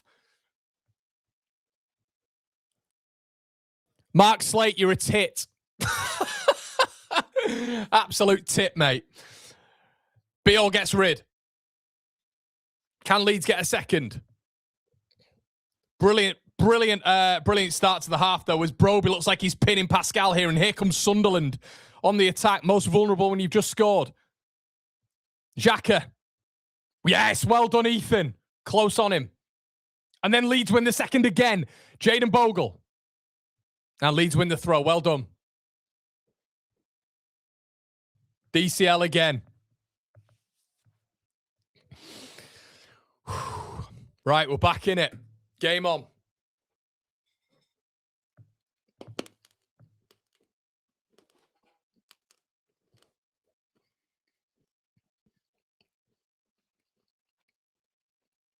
Tanaka.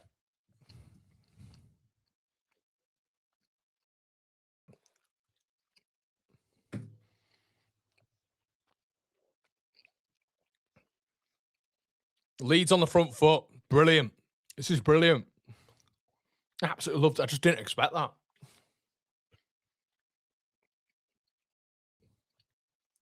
Goodmanson. Noah. Checks inside. Noah. Right decision. Ball in. Flicked on.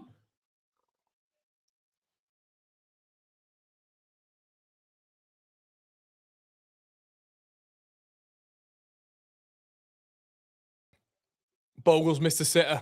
Okafor flicked on by Brendan Aronson. Oh my God, Bogle's got to score. Okafor whips it in, flicked on by Aronson. Oh, Bogle's got to score, mate. He's got to score.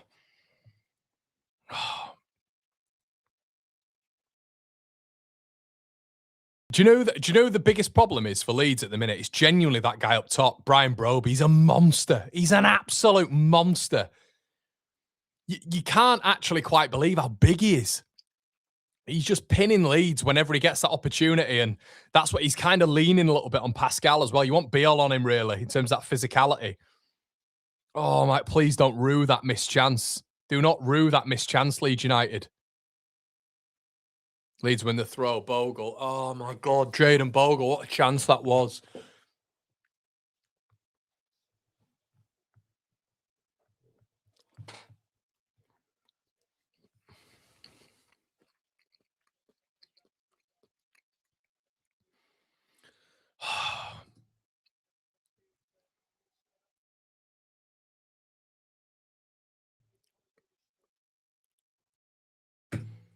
Guy up top, isn't he? Brian Broby, absolute beast. In the balance now, this game, it is as 50-50 as you're going to get. It's always a good game between these two. Leeds and Sunderland always delivers. It's got to make sure we're tight on Granit Xhaka. And Lafay's just on his arse again. Leeds come away with it. Aronson on the overlap. Right decision. Leeds win a corner. Brendan's been... This is the best game. This is the best game I have seen. See, all the ones who were like, what are you saying about Brendan now? Are you saying you've ever seen a performance like this from Brendan Aronson? 51 minutes, how consistent he's been. Everything he's done has been brilliant, Brendan Aronson. And even in the last game, he was excellent. But this game, every decision for 51 minutes, Brendan Aronson has nigh on got perfect. It's like my favourite game I've seen from Brendan Aronson. I'm literally saying get the ball to Brendan Aronson. When have you ever heard me say that? Leeds corner. But ball in, it's very deep. Won the header, though. Beal again. Central again. Beal's had two that have just gone down Roof's throat. Oh, it's on a knife edge, this. This is when I get so nervous when it's like this. I've got a feeling they're probably going to bring Meander on and Isidore pretty soon. They might go to a front two. Got a feeling they will with Leeds in a back four. I think they're going to have Beal pinned and... Not pinned, but I think they're going to bring Isidore on. Broby does well. Ball out wide. Oh, God. Adingra. Pen? No. Brilliant from Bogle. Brilliant defending. Bogle goes long. DCL. Oh, he nearly wins it off Michele. Granit Xhaka's in his face. And it's VAR. Oh, here we fucking go. Nah, it's never a pen. And it's outside the box as well. Fuck off, Xhaka, mate.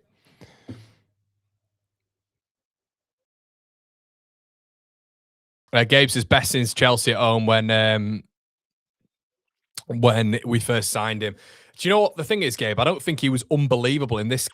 I think he was good in that game, but this game, it's every decision he's been excellent, like quality as well. Every decision Aronson's made, he's had actual proper quality. It's not just relying on like a pressy energy, endeavour, all this sort of stuff. On the ball, he's been really impressive.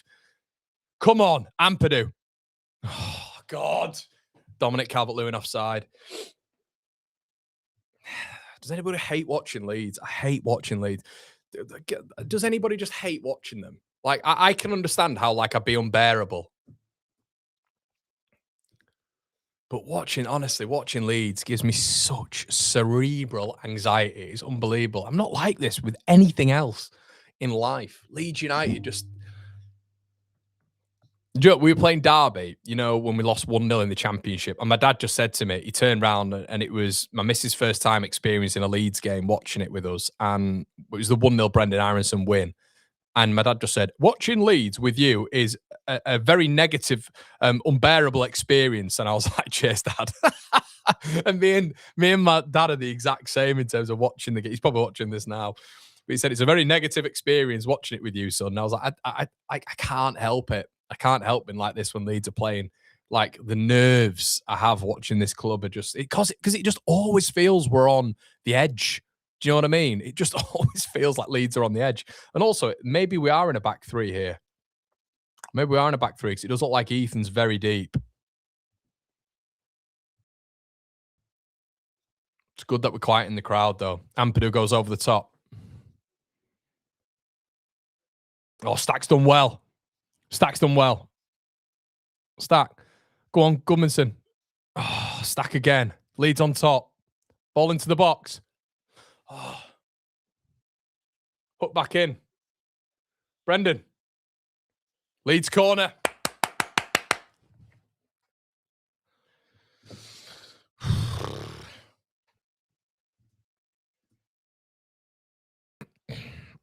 Labrie looks a bit tetchy. Come on.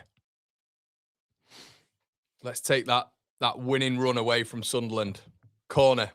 Leeds have been the better team in this game. What did I tell you about game state before the game, though? Before the game, you'd have taken a point. Right now, I'm going to still take a point. But right now, you're looking at it and thinking, could we nick it? Could we nick it? Stack on the corner. Good ball in again. Oh. Headed out.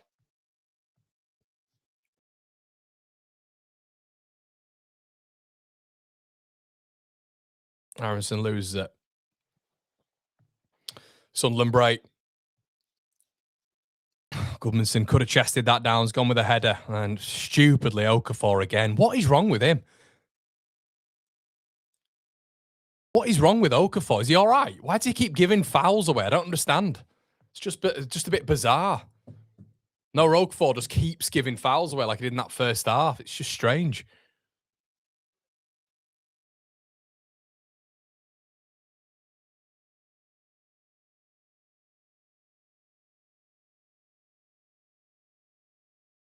Oh, Craig says 100% it's horrible, isn't it? Mate, honestly, it's like now just Sunderland on the attack. It just gives me such anxiety. Ball into the box, cleared away by Leeds United. Come on, boys. Oh, Tanaka, go on. Tanaka hunts down Hugh. It's just Tanaka's just not got that. Like, he's not just got that raw aggression, has he? He could have nicked that there off Hume.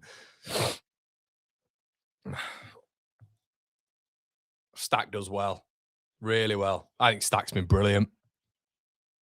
Bit exposed there, though.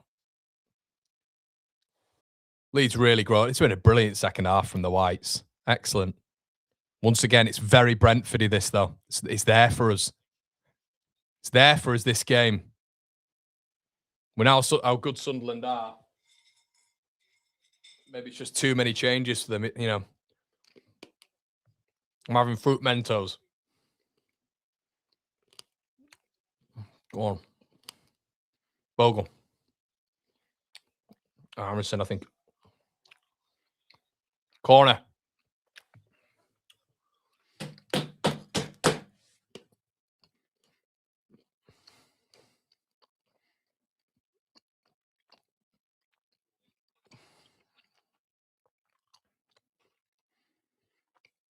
Corner, come on.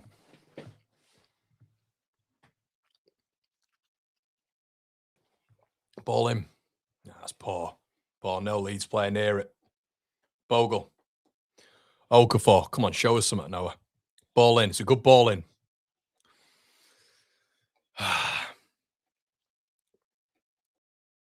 Leeds win it back. Go on, Strout. Play it back. Oh. Fucking hell. Tanaka! Oh, God. Guys, it's just chance, innit? It's like Leeds did so... Stack's been brilliant. Stack has been so good. Wins the ball back. Strout. Aronson just plays it. It's not a great ball from Brendan Aronson, I'll be honest with you. It's probably the first time I've thought he's played it behind. Pascal's coming into the box and he can play it onto Pascal's foot. There's not a lot of pressure from Brendan there. He's played it ahead of Tanaka and Tanaka's always stretching for it. Ampadu's done so well. Ethan. Go on, Ethan, lad. Ah, behind him. Corner leads. Come on! Come on, boys!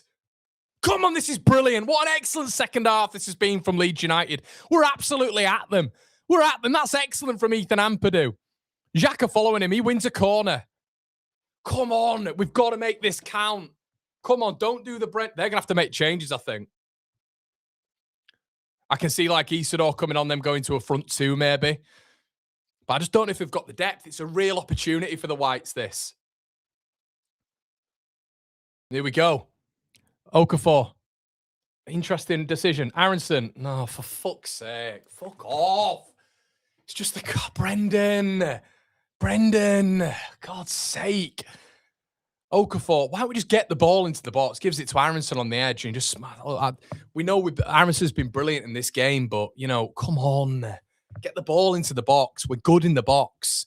You know, we've got real physicality in the box and we play...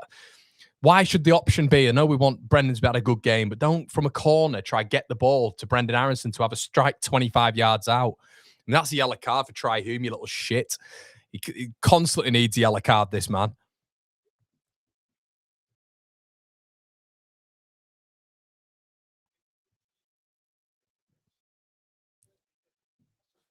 Come on, boys. I'm sick of hearing Michael Bridges as well, by the way. It wasn't he on? Isn't Bridges still on LUTV? But he's a big Sunderland fan. What's going on here? Can we have a bit of non-bias on this commentary?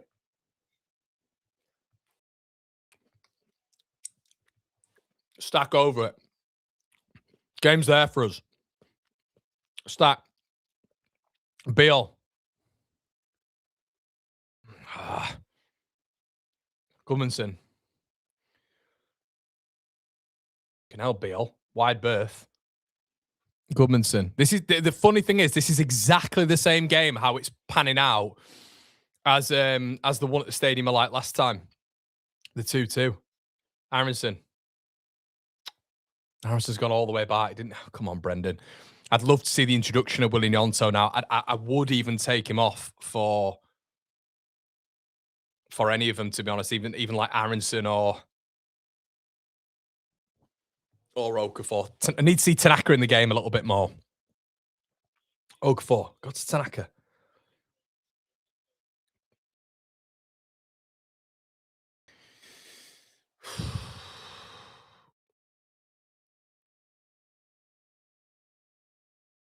We are a little bit spread here from the goalkeeper's kick. I don't like this because it's one turnover and they're in a decent position. We just don't want Sunderland getting into the game at all here.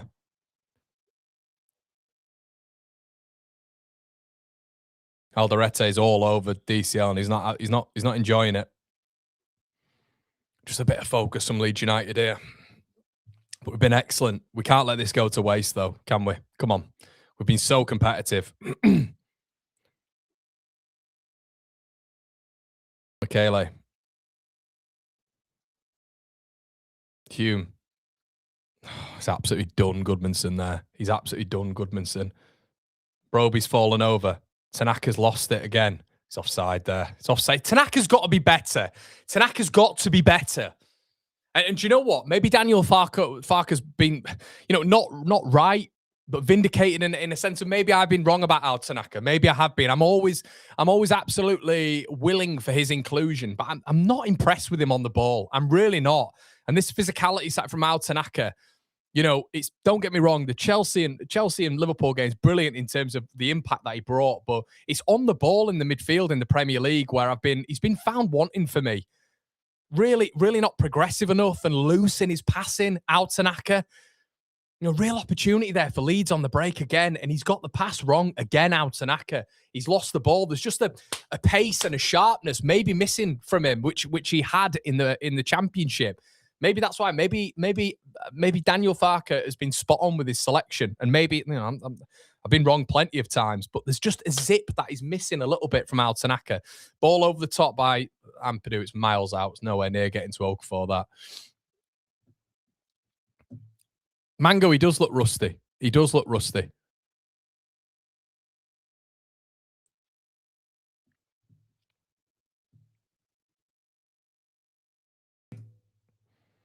I think Sunderland will have to make some changes soon. Not to say Leeds are going to go and win it, but I think I'd be stunned if Labrie didn't. Oh, man. I'd be stunned if Labrie didn't make some changes.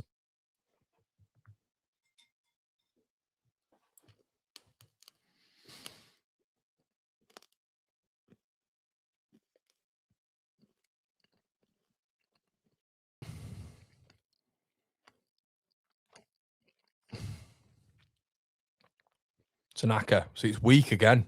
Weak from Tanaka. Aronson pass it. Oh, God. Brendan. Back to normal Brendan there. Had three options in the midfield. Decided to take the hardest option and try to take the man on the outside. Blocked.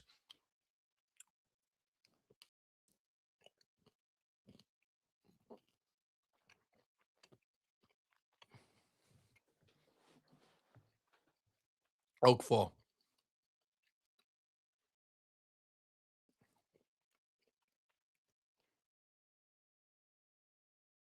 Getting onto one for him, honestly.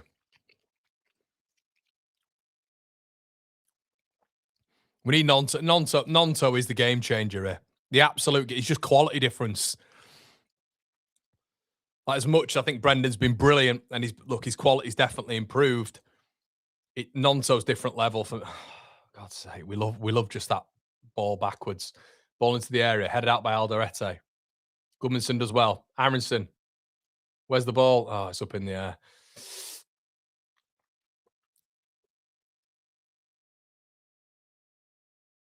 It's all just a bit bobbly. Stack goes for it and it goes off Okafor. Sunderland are rattled here. They're completely rattled. Leeds have just got to take advantage. Goodmanson does well. Goodmanson. Oh my God. It won't go in. It won't go in. Oh, blocked again by Sunderland. Nodded on by Leeds. Up in the air by Sunderland. They're all at 6s and 7s here. They're all over the place. Leeds win it back. He's there for us. Ampadu, ball into the box. It's a terrible ball. It's an awful ball in. Oh, God. The game is just there for us to be won. Get the quality on. Get Nonto on. Get Mecha on. Just go for it. You've got to go for this game. You know, it's the game. It's so frustrating because it's there to be won, and you just feel there's just a lack of quality in the ranks with Leeds up top. Oh, God. And they're making a change now, I think. And there's a bit of space here for Sunderland. Yeah, Jacques has still got it. Pascal with a bit of a timid interception there. Still vulnerable Leeds because Sunderland are obviously a good team. Dennis Serkin, Adingra, this would be a hammer blow. An absolute hammer blow. Ball into the box. Goal kick. Goodmanson does well.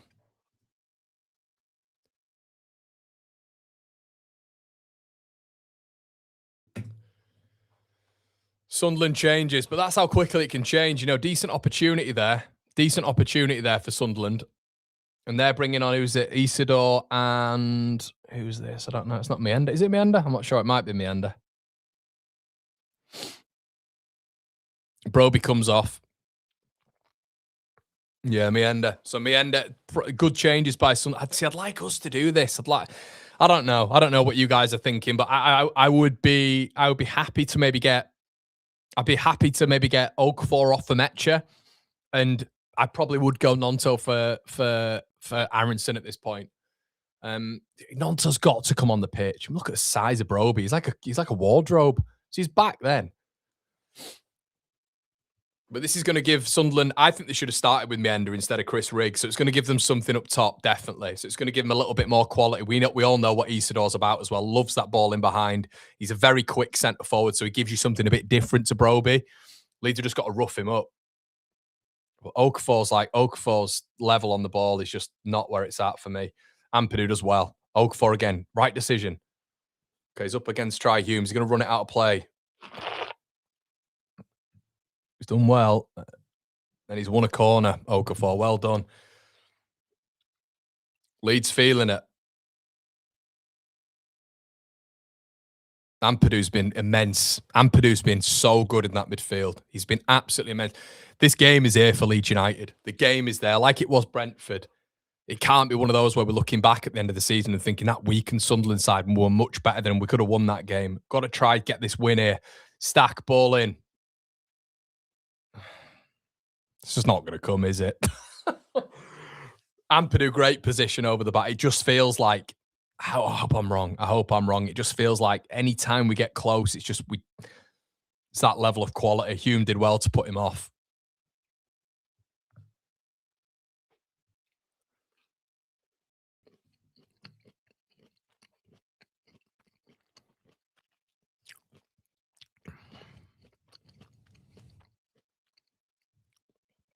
Mecha, people saying, it does feel very Brentford.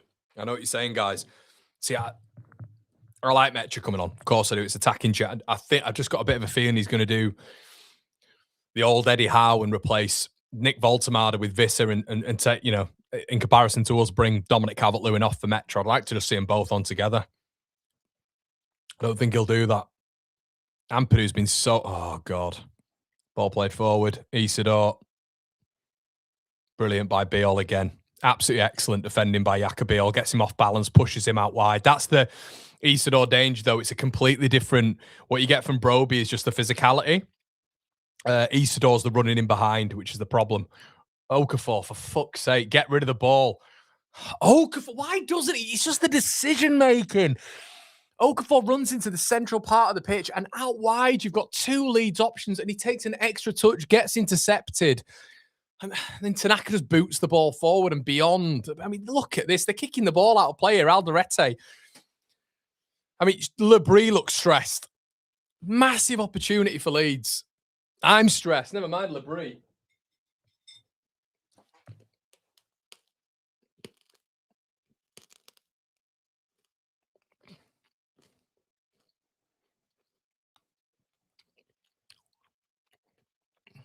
DCL.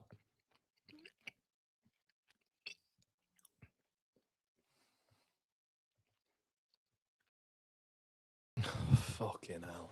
Offside. You dickhead linesman. Why don't you just put your flag up straight away, you numpty? Absolute tart.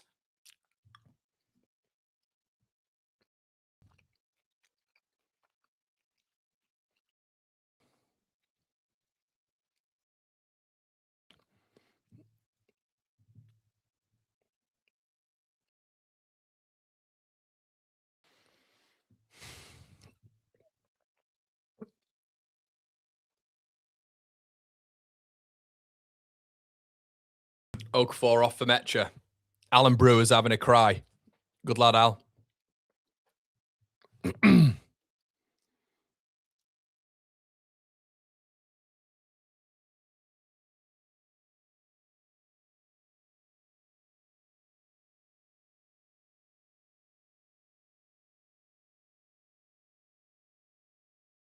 Ampadu. Brilliant ball. Ball forward. Metcha. Oh, he nearly gets there. He nearly gets there straight away, Lucas.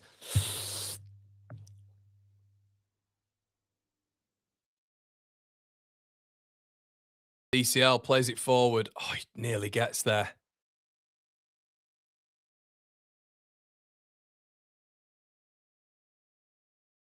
Michele.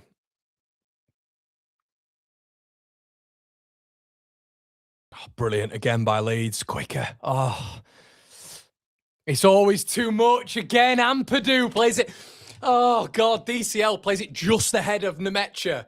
Ampadu plays it just ahead of Aronson. It's just these fine margins of which get you in on goal, and Leeds are just not quite getting there at the minute. We're so close to getting it right.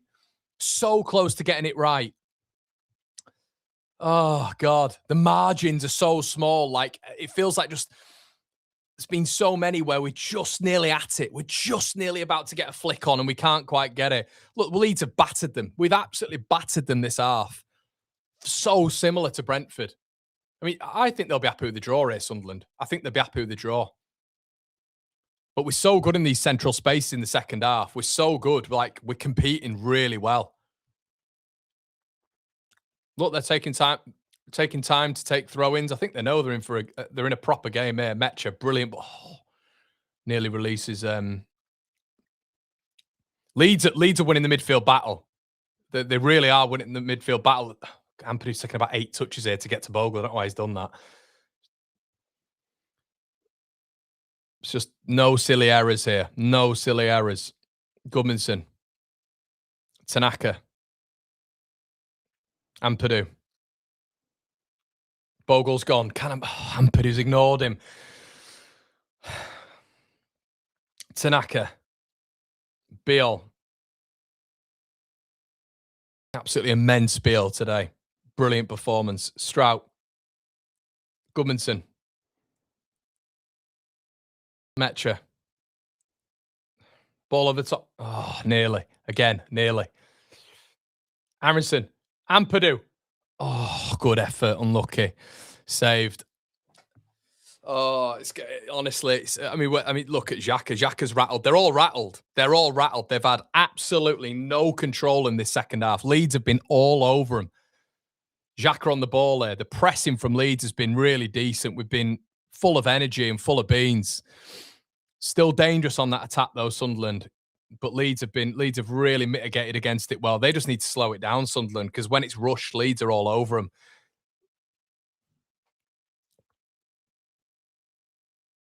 Still in the balance, though. Still in the balance.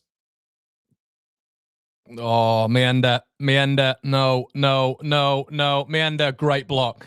Oh, my God. Good defending, Leeds. Tanaka. Aronson, keep hold of it, Brendan. Don't take him on. Keep hold of it. Just keep hold of it. Good lad. Well done. Tanaka. Tanaka just then with a shit ball. Just no power in it, and he just puts Leeds under pressure. Come on. Oh, Beale, brilliant stretch to get the ball back. Tanaka's got to be better, man. He's just a bit weak. Beale, again, brilliant from Beale. Moves into the central part of the pitch. Doesn't lose it. So composed under pressure. Tanaka's just a weakness, I think, to him. And maybe it's that physicality and athleticism. It's just even when striking a ball, it's too short. Ampadu and Stack have been excellent. Absolutely brilliant for Leeds United. Has to be said. Again, Tanaka. Just Tanaka, just so lucky there. Ampadu's just had a go at him. Tanaka goes back to Ampadu when Ampadu's been pressed. And Sunderland recover the ball. Oh, my God. And it's 3-on-2. Leeds win the free kick because the press is too intense. And the man... I don't know what's going on with Tanaka. I don't know what's going on with him. He looks nervous. You can't always have the freedom of the championship to dictate. And I love Tanaka. But maybe Farco is right, and he's not said anything as much, but the omission from Tanaka in terms of starting for Leeds United, physicality side of it, he just seems a little bit short of that zip. Sunderland getting up the pitch now, though, as Leeds are just under a bit more pressure, but they've played the way out of it really. Just the sloppiness still. The sloppiness is still there with Leeds. Ampadu just kicked the ball out of play in a really good position for Leeds.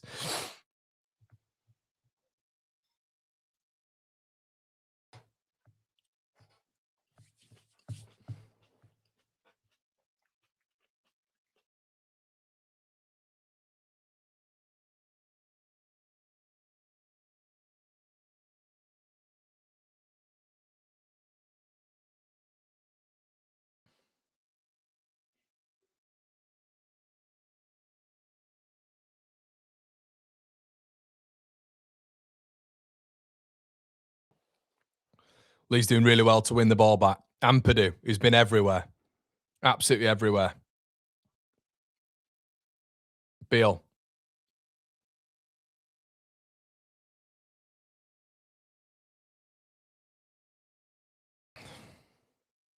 Just sloppy. It's getting a bit sloppy now.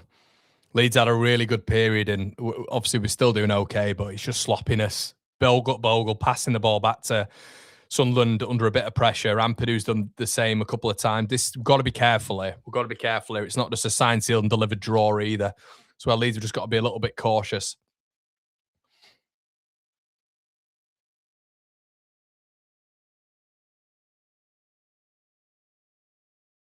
Got to say as well, if this is Sunderland with however many changes they've made, it's quite scary in terms of their recruitment. Keep going on about it, but to say this is a 7-8 change side, and it's we are competing, but they are. I mean, it's still like right in the balance, isn't it? As Stack gives away a free kick, does he? Yeah, gives away a free kick. Stupid again. And this ref's an absolute arsehole. He can't wait to give a free kick. So can't wait to give it though, like lads and lasses in here. When people are like, "Oh, it's a bad referee decision and all this sort of stuff," but you're giving the referee a decision to make, aren't you?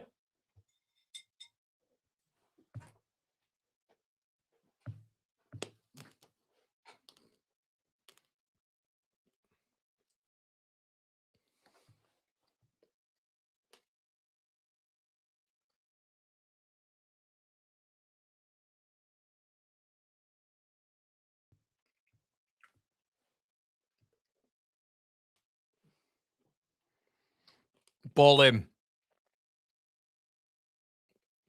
Perry saves.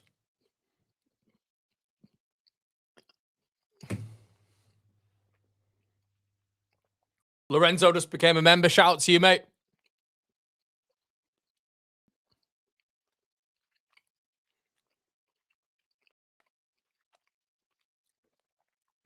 You just don't want to give Sunderland any sort of hope getting into this last 10 minutes.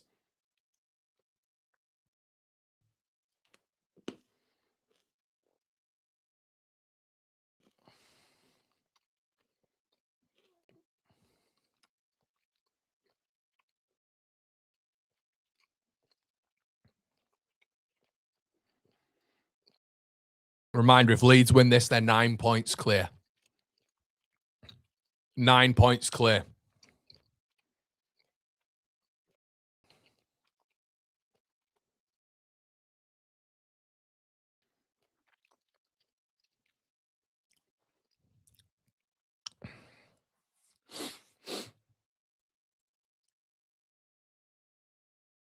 DCL looks like he's fouled, but this ref's never going to give that. I mean, is this a foul? Shoulder margin to the back. Yeah, nice one, ref. Doesn't matter. Doesn't matter. Brilliant. What's he supposed to do about that? Shoulder margin. It's a blatant foul. It's a blatant foul. The referee who's giving everything in this game, any little touch, hasn't give that. That's quite incredible. Alderete in the back of Dominic Calvert-Lewin. No foul. Fair enough. Love that. Unbelievable. How the hell is that not a foul? Fans singing for Willie Nonto. Yeah. I mean, this is it. We're all well aware of how this needs to change now. Like, it's conservative, isn't it? And to be fair, he's gone DCL and Metro up top. But you bring Nonto on, and there's an understanding there that you're trying to win the game. You know, Aronson's completely, he's off it, isn't he? Just in the last sort of 10 minutes, he's off it, isn't he? Nonto comes on. Nonto's a good defensive winger, whatever the hell that is. But it's now the modern thing, isn't it? Being a defensive winger. That's exactly what he is. So he can come on and do that. But Nonto's coming on now. Okay. Metcha gives it away. Metcha's been a bit ploddy since he's come on, to be honest with you. You can tell he's rusty.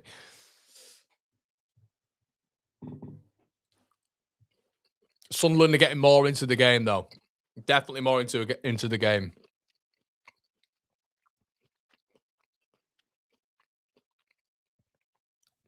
And now it looks like Stack's hobbling, which is just fucking brilliant.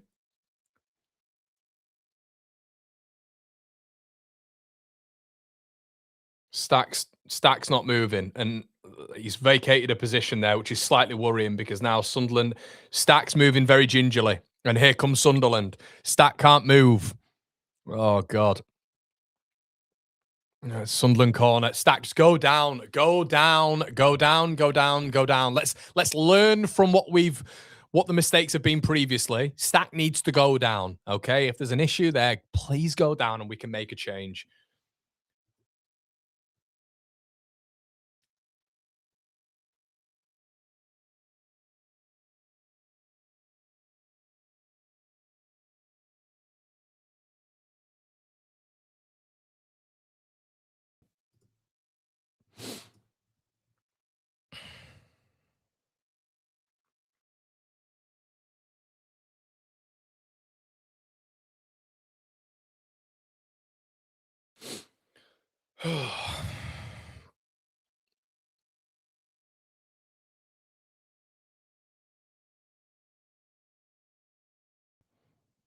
Why are you saying goal, you weirdos?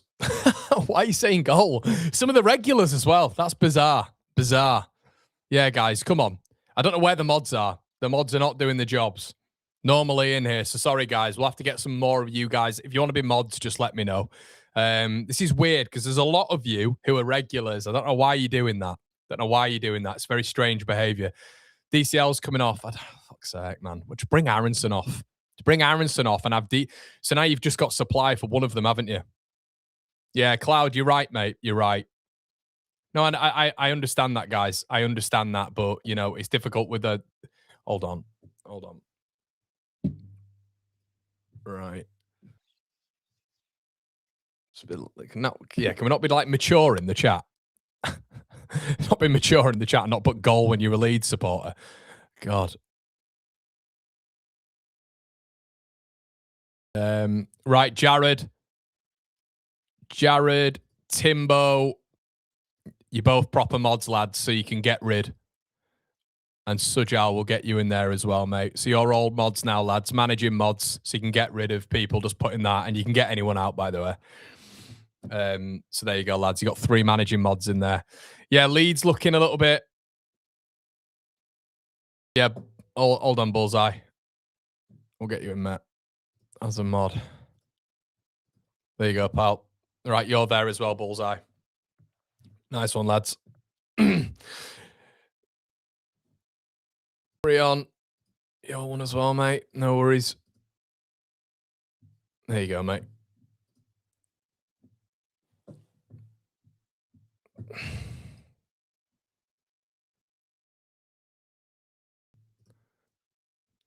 $2,300. Are you watching it, guys? Make sure you slap a like on the video. Do us a favor. I know you're all saying I'll be mods, but the chat is moving. The chat is moving so quick. I can't even add you. So, ball played in, headed out. Oh God, Leeds, man.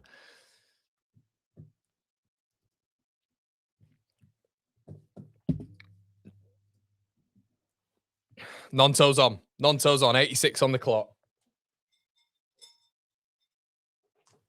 Feels very 1-1, doesn't it? I don't feel like there's going to be that much of it. There's not been much going on really in the last 15 minutes.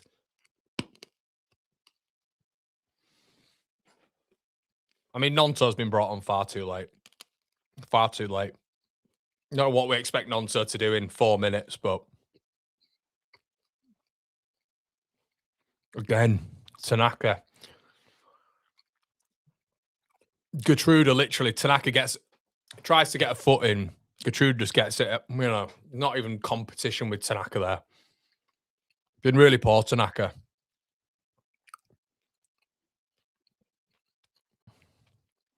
$87 on the clock, and Leeds are just in a deep block all of a sudden, which is not where we want to be.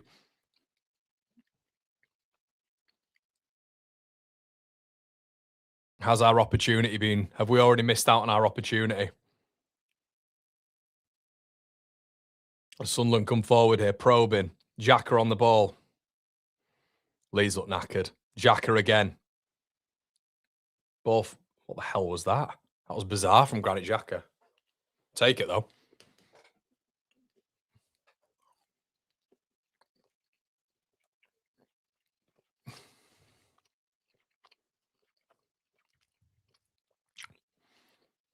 Feels like it's ebbing out.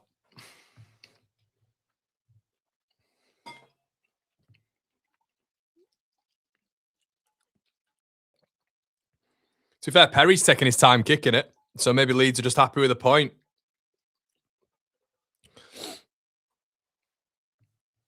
The better team, definitely the better team the second half. It's just we've just not had that. Some would call it luck. Someone would call it maybe a little bit of quality in the final third to really be able to take them out the game. I'd have liked to have seen we're just giving the ball away a bit sloppily the last 10 minutes. We kind of had our spell, it felt like. How have they won a foul there? How have they won a foul? Bizarre. Feels like Sunderland are probing a bit now, though. They get it's not the position you want to be in because they're getting a little bit more of the ball now. Leeds we've been on top for 30 minutes, but kind of just retreating now. And I don't like Leeds in this position, to be honest. Sat back when this is not where Leeds are strong.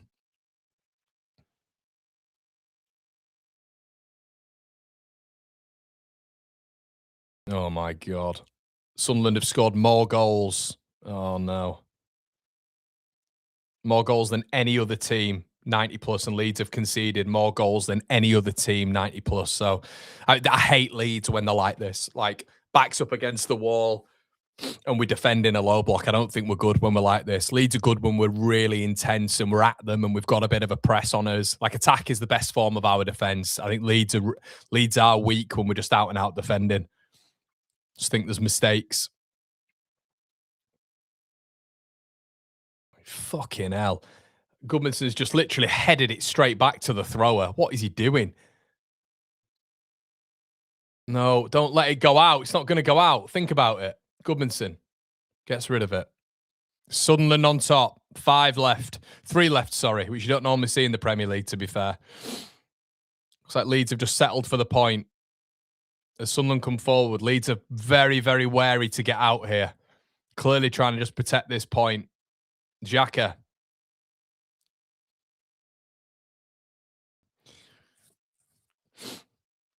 Two left. Ball over the top. Goodmanson out. God. Nonto gets robbed. And you got to keep it in, Nonto. Oh, fuck's sake. Sometimes it's like, Willie, come on, mate. Willie, come on. It's a bit of urgency there. It is a throw-in of which is like a corner to them. That's a foul throw as well, but the ref will allow it. Oh, space. Ball in the box. Out.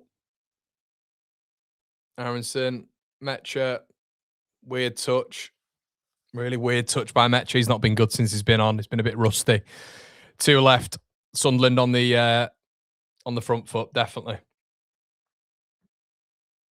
Xhaka. Leeds getting further and further back. Xhaka again. Ball put out wide. We're not putting any pressure on the wide players here as well. We're trying to stay compact.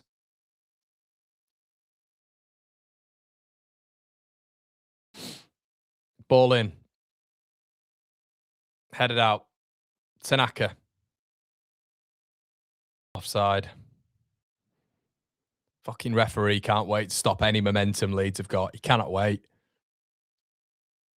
Yeah, Leeds, I think we're happy with the point. Yeah, it looks like Perry's taking as much time as possible. Yeah, and that's, yeah. There you go. Big fan of Brian Broby having a hot water bottle there, by the way.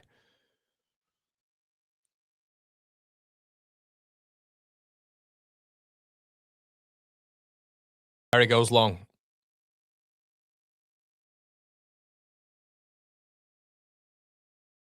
Xhaka's on his arse again, and this prick can't wait to give a foul.